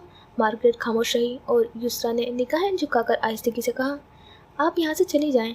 मार्गरेट कुछ कहने को हुई, मगर युसरा ने गर्दन मोड़ ली। मैं आपको देखना नहीं चाहती। ये नफरत नहीं थी, ये शिकस्त थी। वो शिकस्त जो एक माँ, एक बहन, एक बेटी के अंदर बैठकर जख्म गिनती है। मार्गरेट चंद लम्हे यूं ही खड़ी रही, फिर सर झुकाकर चुपचाप कमरे से निकल गई। दरवाज़ा बंद हुआ और कमरे में फिर वही खामोशी उतर आई। युसरा आहिस्तेगी से दीवार की तरफ घूमी, अपनी नम आंखों से खला को घूरती, अपनी नम आंखों से जैसे तस्वीर देख रही हो। यूनुस, यास्मीन, मैं तुम्हें बचा ना सकी। मैं तुम्हें वो सुबह ना दे सकी जिसका ख्वाब देखा था। मैं तो सोचती थी कि तुम स्कूल जाओगी, दोपहर को वापस आकर शोर मचाओगे और मैं तुम्हें डांटूंगी, फिर खुद गोद में छुपा लूँगी। यास्मीन तुम्हारी चोटियों में रिबन बांधती और यूनुस तुम्हें बैग उठाकर दौड़ते देखती। लेकिन अब उसकी आवाज़ लड़खड़ाई। अब सिर्फ ख्वाब बचे हैं। और शुजा, उसका नाम लोवर आया तो आंखों में चमक के साथ एक जख्म भी जगमगाया। तुम तो हमेशा कहते थे ना कि बातचीत से सब कुछ सुलझ जाता है, कि हम सबको एक दिन आज़ादी मिलेगी। लेकिन शुजा, मैं अब समझती हूँ तुम्हारी ज़बान भी उनके लिए खतरा बन गई थी। तुमने हथियार नहीं उठाया, बस उम्मीद उठाई थी। बस यही उनके लिए नाकाबिले माफ़ी जुर्म था। युसरा का चेहरा भीग चुका था। दिल के अंदर एक माँ, एक बहन और एक मिल्लत का दर्द जमा हो चुका था। मैं तुम्हें बचा ना सकी शुजा, न तुम्हारे भांजे और भांजी को। ये जालिम उन्हें सालिम निगल गए। फिर उसने आंखें बंद कर ली। आंसू अब भी रवा थे। दिल पर हाथ रखा जहां अब ऐसा लगता था कि वो कोई खाली गोशा हो। या अल्लाह, अगर आप राज़ी हैं तो मैं भी राज़ी हूँ। अब वो बार बार इसी जुमले को दोहरा रही थी। हेनरी उसको सेल से हटाकर किसी और कैद खाने की निगरानी सौंप दी गई थी। और जैक, वो तो जैसे खुद को कैद कर चुका था, ड्यूटी पर आने से साफ इनकार कर दिया। उसकी आंखों में जो खालीपन रॉबर्ट की मौत के दिन देखा गया था, वो अब मुस्तकिल साया बन चुका था। और डेविड, वो तो कल के हमास हमले में इस दुनिया से ही रुखसत हो चुका था। लोग कह रहे थे जैसे रॉकेट ने सिर्फ उसे चुनकर निशाना बनाया हो। रॉकेट बिल्कुल उसी जगह गिरा था जहां डेविड की गाड़ी पार्क थी। चीथड़े तक न मिले थे। ऐसा लगता था जैसे कुदरत ने उसकी गुरूर और जुल्म की सज़ा खुद लिख दी हो। रॉबर्ट की लाश को उसके वतन रवाना कर दिया गया था, उसे दफना दिया गया, लेकिन शायद वो तमाम सच्चाई भी उसके साथ ही दफन हो गई, जिन्हें वो मरने से पहले जैक और हेनरी की नज़रों में छोड़ गया था। मार्गरेट की ड्यूटी अब भी वहीं थी, उसी अस्पताल में, उसी दीवारों के बीच, मगर अब वो युसरा के लिए कुछ नहीं कर सकती थी, क्योंकि युसरा को किसी और कैद खाने में मुंतकिल कर दिया गया था। अब उस अस्पताल में सिर्फ यादें थी, उन कमरे की दीवारों जो कभी युसरा की आहों से गूंजती थी, अब खामोशी का कफन ओढ़ कर सो रही थी। आज फिर युसरा उस जिंदान जैसे कमरे में अकेली थी। दीवारों से रेंगती नमी, छत से झूलती मध्यम रोशनी और फर्श की ठंडक जो सीधी दिल तक उतरती थी। ये वही कमरा था जहाँ वो पहली बार लाई गई थी, जहाँ उसकी चीखें, उसकी मज़ाहमत, सब कुछ एक बेरहम खामोशी में दफन कर दिया गया था, जहाँ जैक ने उसके साथ वो सब किया था जिससे युसरा को अपना आप एक जिंदा लाश की तरह लगने लगा था। यहाँ बैठे उसे वो लम्हात याद आने लगे, हर लम्हा, हर झपकी में वही चीख, वही सांसें, वही ताकतवर हाथ जो उसके जिस्म से नहीं, उसके रूह से जिंदगी छीन रहे थे। जब वो ज़मीन पर बैठने लगी तो वही साए उसके करीब आ गए। उसे लगा जैसे कोई बार बार उसके जिस्म को छू रहा हो। वो सहम गई, झटकने लगी, लेकिन कोई फर्क नहीं पड़ा। रुक जाओ, छोड़ दो, उसकी सिसकियाँ बस दीवारें सुन रही थी। फिर अचानक उसकी निगाहें अपने हाथों पर गई, जहाँ जमा हुआ खून उसे दिखाई देने लगा, गहरा सिया रंग, यास्मीन का, यूनुस का। उसने चीख मारी, दोनों हाथों को दीवार पर मारने लगी, झाड़ने लगी, रगड़ने लगी, जैसे ये खून सिर्फ धुल जाए तो वो लम्हे बदल जाएं। यूनुस, मेरी जान, यास्मीन, मेरी गुड़िया, मैंने तुम्हें बचाया क्यों नहीं? उसे लग रहा था जैसे वो दोनों उसे पुकार रहे हों, बेआवाज़, बेरंग पुकार, जो उसके वजूद के अंदर ही गूंज रही थी। उसके कानों में शुजा की आवाज़ भी गूंजी, युसरा, तुम माँ हो, तुम हार नहीं सकती। लेकिन माँ कैसे जिए जब उसकी कोख ही वीरान हो जाए, जब उसके जिगर गोशे उसकी आँख के सामने मिट्टी हो जाए। युसरा ने खुद को दीवार के साथ समेट लिया, जैसे चाहती हो कोई उसे नजर न आए, कोई उसे छुए ना। बस एक लफ्ज़ उसके लबों पर रह गया था, या अल्लाह, तू राज़ी है ना तो मैं भी राज़ी हूँ, मगर मुझे थाम ले। युसरा का अंग अंग दुख रहा था। अभी कल तो वो आई थी, आज सुबह फिर उस पर तशद्दुद हुआ था। वो जो जरा जख्मों पर मरहम लगवा कर आई थी, वो जख्म फिर उधर गए थे और उस बार मज़ीद गहरे थे। वो ठंडे फर्श पर सिसकते बेहोश हो गई और उसके जख्मों से खून फिसलने लगा। हेनरी, जो आज उर्दू से यहाँ आया था, पहरेदारी के दौरान उसे यूं देख सबसे लड़ते झगड़ते उसे वापस मार्गरेट के पास ले आया। कई घंटों बाद युसरा की आंख आहिस्ता आहिस्ता खुली। हॉस्पिटल की सफ़ेद छत, खामोशी, और फिर वो साया, जैक, जो उसके बिस्तर के पास बैठा था, मगर वो वही जैक न रहा था। उसका चेहरा जैसे महीनों को बीमार हो, होठ खुश्क, आंखें सूजी हुई और कपड़े शिकन आलूद। युसरा, उसकी आवाज़ में वो कर्ब था जो किसी कातिल की उंगलियों में अपने जुर्म की नमी महसूस करते जागता है। मैं जानता हूँ तुम जाग रही हो, मुझे सिर्फ एक बात कहनी है। उसने थूक निकला, जैसे अल्फाज हलक में फंसते हो। मैंने तुमसे जो छीना वो कभी लौटा नहीं सकता। तुम्हारी इज्जत, तुम्हारे बच्चे, तुम्हारा सुकून। वो हिचकियों में बोलने लगा। मुझे हर लम्हे वो मंजर याद आते हैं जब तुम चीख रही थी और मैं बस देख रहा था या शायद कर रहा था। उसके हाथ कांपने लगे थे। मैंने अपने हाथों से जुल्म किया युसरा, और अब मेरे हाथ खून से जलते हैं। मेरे कान तुम्हारी चीखों से बहरे हो गए हैं। मुझे माफ़ ना करना, बस मुझे मार दो। वो जेब से कोई चीज़ निकालने लगा, चाकू। मैं खुद नहीं कर सकता, मैं बुज़दिल हूँ, रॉबर्ट की तरह हिम्मत नहीं। तुम कर दो, तुम हकदार हो इस लम्हे के, अपने और अपने भाई का बदला लो, प्लीज़ मुझे मार दो। लेकिन युसरा की आंखें बंद रहीं। खामोशी, बेरहम सी खामोशी कमरे में छाई रही। मजीद 1 घंटा गुजरा, 2 घंटे वो बैठा रहा था, फिर से रोता, माफ़ी मांगता, अपने गुनाहों को दोहराता रहा, मगर जवाब न आया। आखिरकार वो चाकू मेज पर रखकर हिचकियों में उठा और दरवाजे बंद करके चला गया। पीछे युसरा के जख्म फिर से हरे हुए थे। चंद लम्हों बाद युसरा ने आंखें खोली तो मार्गरेट कमरे में दाखिल हुई।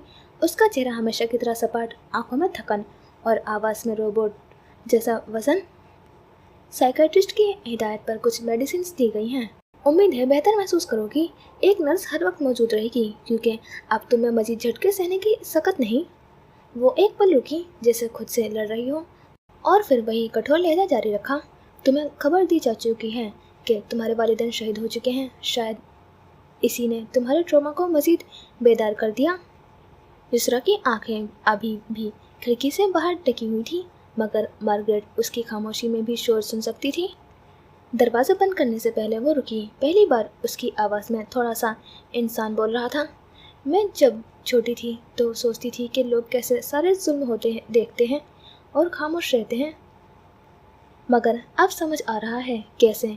अब जबकि मुझे धमकाया गया किसी के साथ हमदर्दी करने से, और मुझ में खौफ फैलने लगा कि क्योंकि मैं जानती हूँ मुझे इतना सब्र और हौसला नहीं है कि वो सह सकूँ जो तुमने सहा, तो मैंने भी खामोशी इख्तियार कर ली।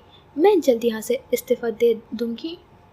ये कहते हैं वो कमरे से चली गई। युसरा यूं ही कमरे से बाहर देखती सोचती रही, बस एक जान, अगर वो भी छीन ली जाए तो शायद राहत मिल जाए। तभी कहीं से शुजा की आवाज़ गूंजी, मेरी बहन इतनी कमज़ोर तो कभी नहीं थी। ये कौन सी जगह है? युसरा ने दिल में सोचा। हर तरफ अंधेरा लगता था, मगर शुजा जहाँ खड़ा था वहाँ से रोशनी फूट रही थी।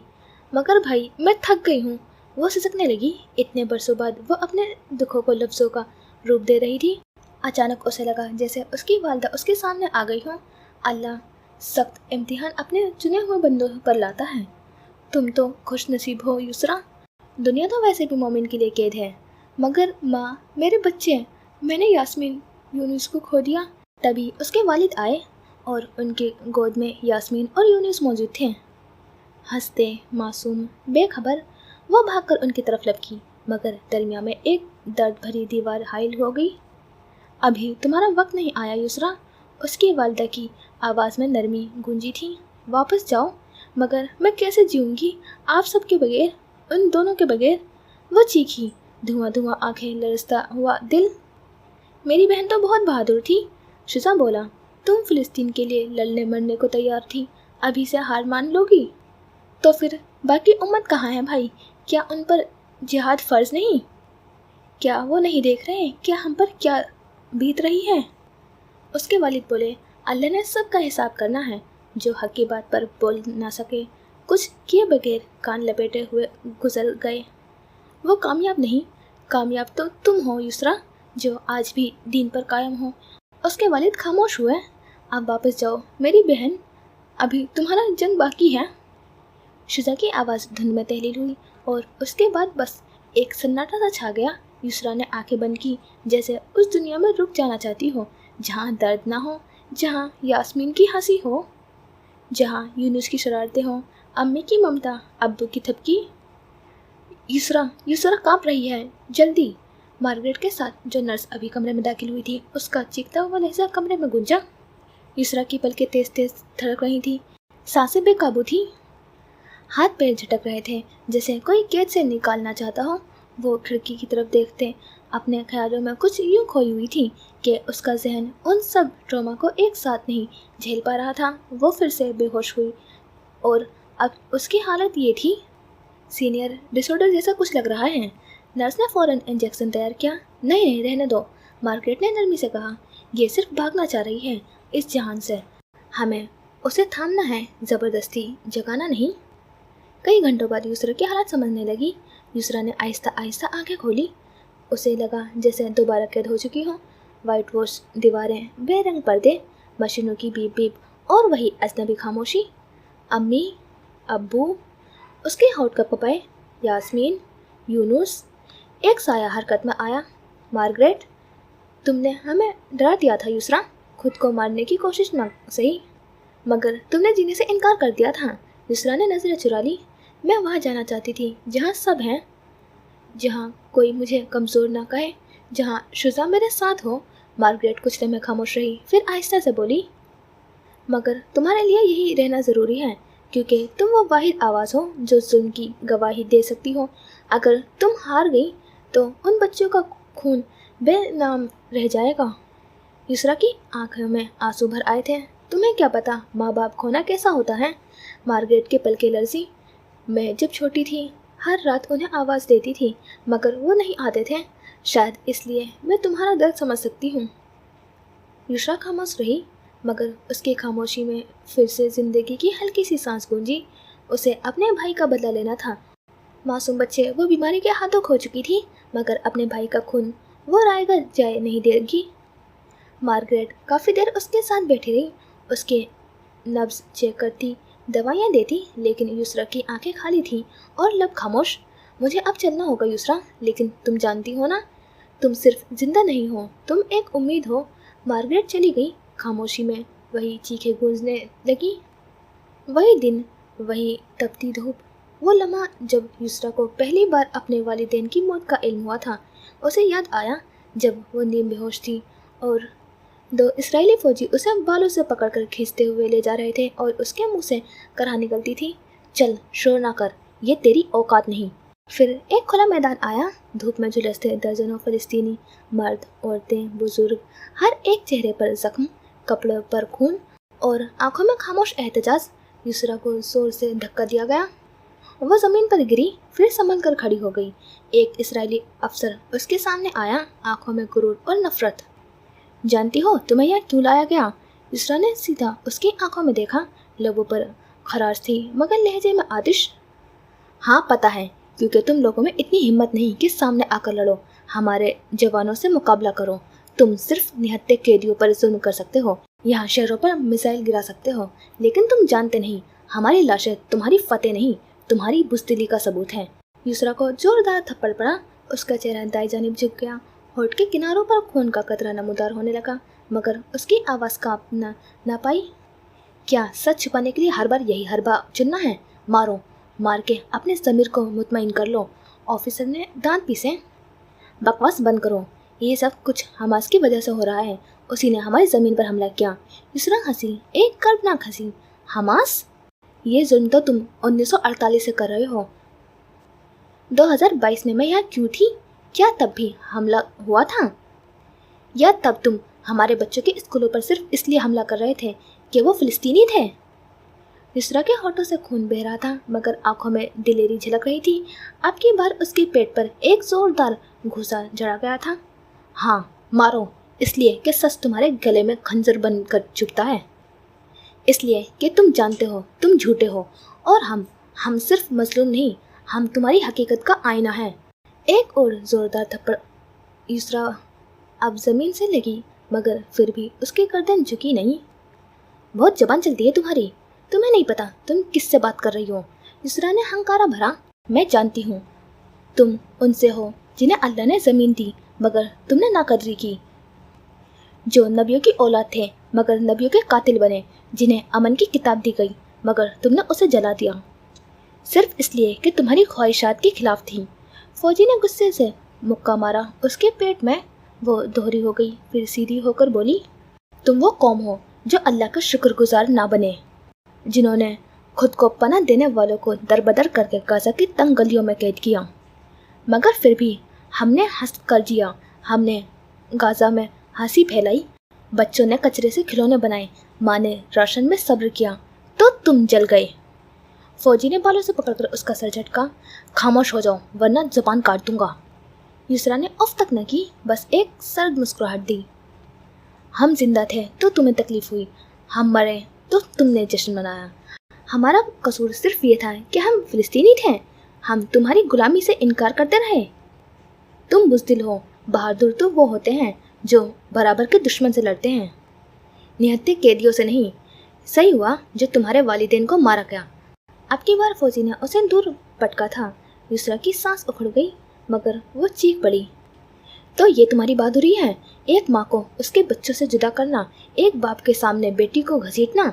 मेरे वालिदैन शहीद हुए, मेरे लिए ये मातम नहीं, फ़ख्र है, क्योंकि उस जहाँ में भी वो दीन पर थे, और उस जहाँ में भी उनका मकाम बेहतरीन होगा। लेकिन तुम मर गए हो, क्योंकि तुम में इंसानियत मर चुकी है। बहुत हो गया। फौजी ने बंदूक का बट उसके कंधों पर मारा। वो नीचे गिरी, आंखें धुंधला गई। उसके इर्द गिर्द दीगर फौजियों के कह गूंजे। यूसरा ने फिर कहना शुरू किया, तुम्हें हमारी हंसी से नफरत है, क्योंकि वो तुम्हारे जुल्म को शिकस्त देती है। गाजा में लोग शहीद होते हैं, मगर अगले दिन मस्जिदों से आज़ानें गूंजती हैं, माएँ लोरी गाती हैं, और बच्चे फ़िलिस्तीन के झंडे बनाते हैं। यही तुम्हें खलता है, इसलिए तुम हमें मारते हो, मगर तुम हमें कभी मिटा नहीं सकते। अफसर ने जूते से उसका चेहरा कुचलना चाहा, लेकिन उसके अल्फाज गूंजते रहे। तुम्हारा असला हमें नहीं डरा सकता, क्योंकि हमारे दिलों में ईमान है, और ईमान बंदूक से ज़्यादा ताकतवर होता है। तुम्हारे हर वार के पीछे एक फ़िलिस्तीनी माँ की चीख छुपी है, और मैं उन चीखों की ज़बान हूँ। मारो जितना चाहो, मगर सच कभी नहीं मरेगा। चुप कर जा। गाली। उसने गाली दी और बालों से पकड़कर नीचे झटका। यूसरा ने हाँफते हुए कहा, तुमने मेरे वालिदैन मारे, मेरे भाई को गोलियां मारी, मेरे बच्चों को इस कदर अजियत में झोंका, और अब तुम चाहते हो कि मैं खामोश रहूं? नहीं, अब मैं खामोश नहीं रहूंगी। अब मेरा हर लफ्ज़ तुम्हारे खिलाफ गवाही देगा। हाल। आधी रात का वक्त था। हर तरफ हो का आलम था। कमरे की खिड़की से चांद की रोशनी छन छन कर अंदर आ रही थी। यूसरा ने उस रोशनी को देखा और फिर दरवाजे को। वहाँ से कोई अंदर आया। यूसरा उसे पहचान नहीं सकी, क्योंकि उसने चेहरे पर मास्क लगा रखा था। वो उसकी तरफ बढ़ा, और उससे पहले कि वो उसे पकड़ता, यूसरा ने बिस्तर से उठकर भागने की कोशिश की, मगर हाथ में लगी ड्रिप ने जैसे उसे रोका था, जिससे उसे झटका लगा। और इससे पहले कि वह उस ड्रिप को निकालकर कमरे से बाहर भागने की कोशिश करती, वह फौजी जस्ट लगाकर उस तक पहुंचा और यूसरा को उसकी गर्दन से दबोच लिया। वो फर्श पर गिरी तड़प रही थी, फौजी को मारने की कोशिश कर रही थी, मगर उसके जिस्म में इतनी ताकत नहीं बची थी। तुमने कहा था ना تم لوگوں کے ساتھ یہ سب اس لیے ہو رہا ہے کہ تم فلسطینی ہو، تو پھر یہی صحیح ہے۔ اب دیکھو میں کیا کرتا ہوں، آؤ تمہیں قید سے رہائی دیں۔ وہ صفاقی سے بولا۔ یسریٰ کی آنکھوں میں موت کا خوف نہیں تھا، بس سانس نہ لے پانے کی تکلیف تھی۔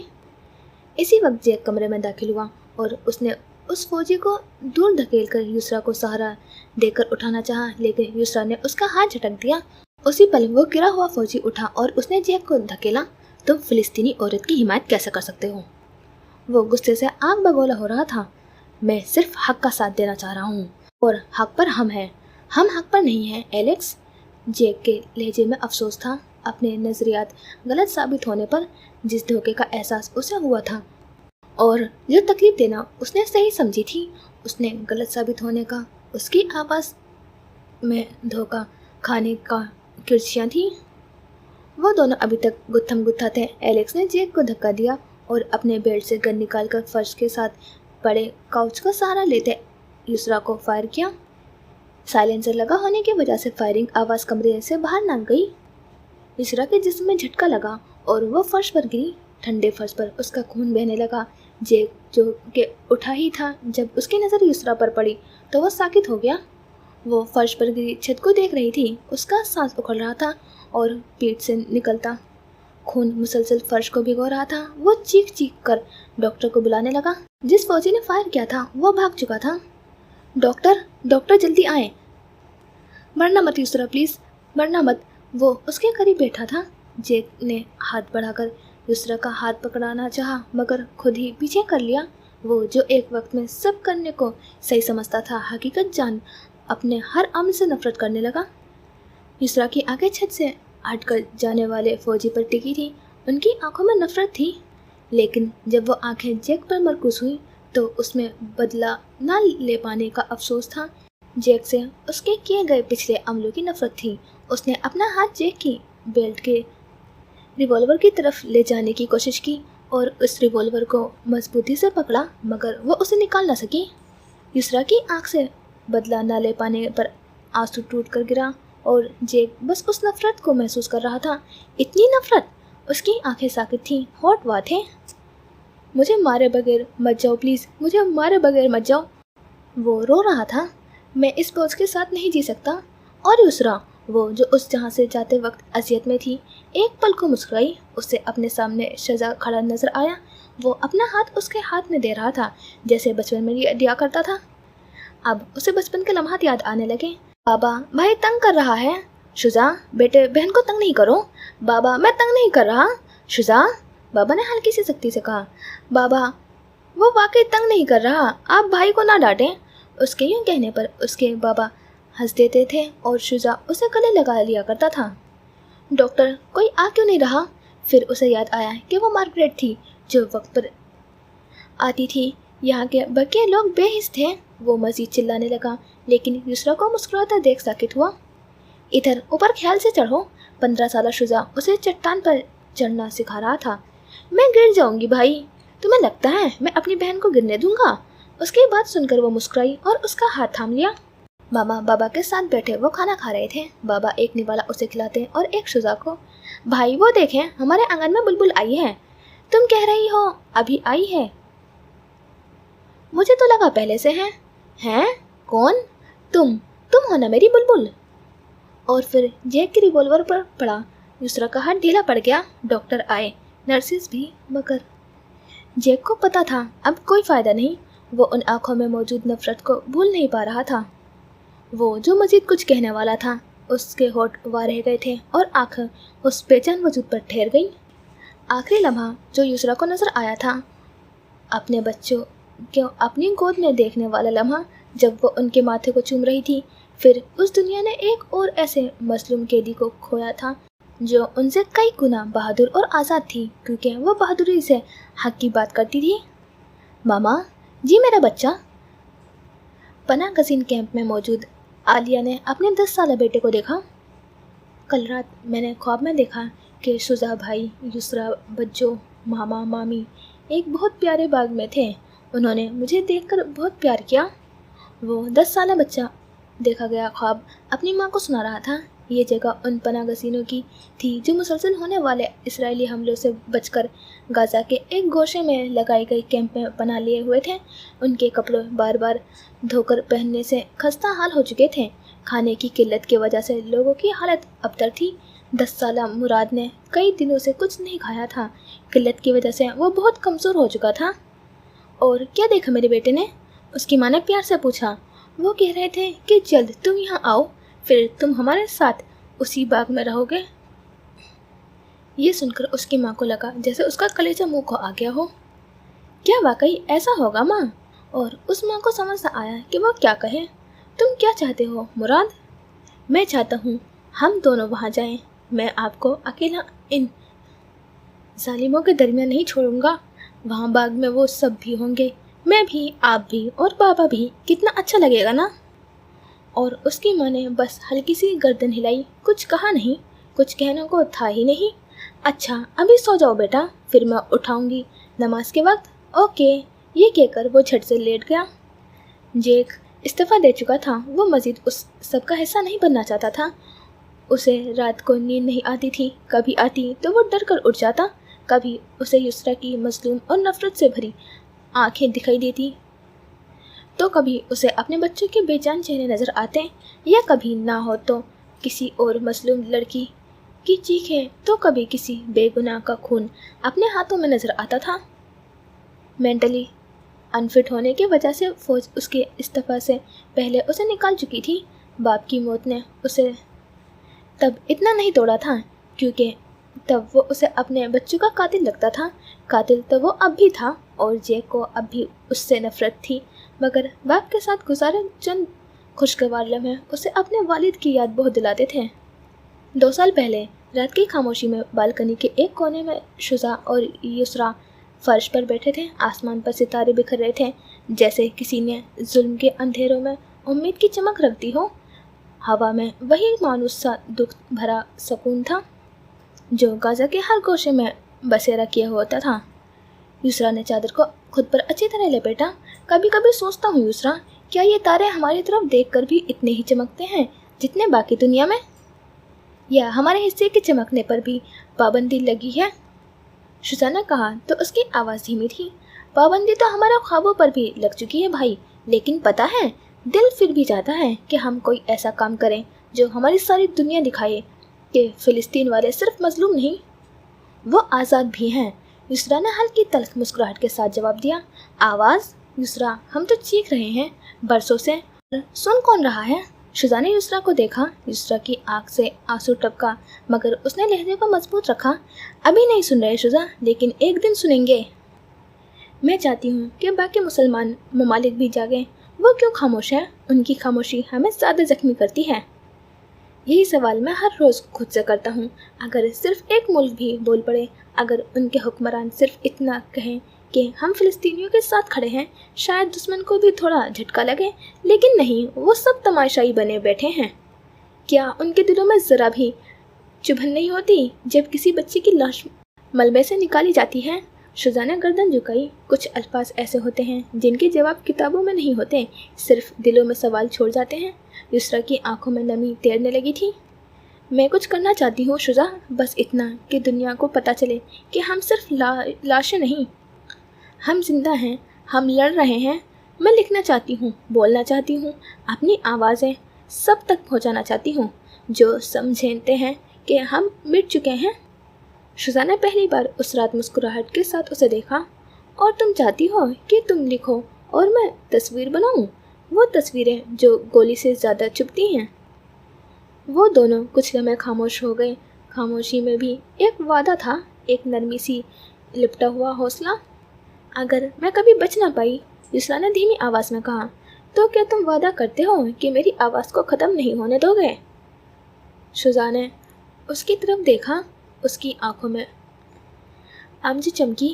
بہن کو کھونے کا ڈر سہانے روح تھا۔ میں وعدہ کرتا ہوں، تم لکھنا شروع کرو اور میں دنیا کو دکھاؤں گا کہ تم نے کیا لکھ رہی ہو۔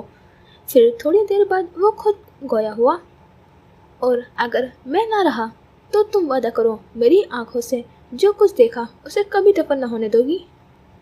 یسریٰ نے اس بات میں سر ہلایا، لیکن وہ رونے لگی۔ بھائی کو کھونے کا سوچنا بھی खुद को खोने से मुतरादिफ था।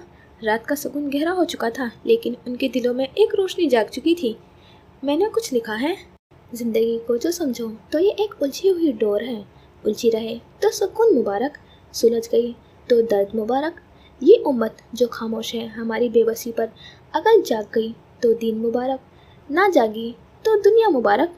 फिर ये तो तुम भी जानो हम भी जाने, दुनिया ना आज किसी की पूरी तरह हुई ना हमेशा होगी। फिर ये तुम भी जानो मैं भी जानूं, जुल्म पर खामोश रहने वाले जिंदा भी मुर्दा, और जुल्म के खिलाफ बोलने वाले मुर्दा भी जिंदा।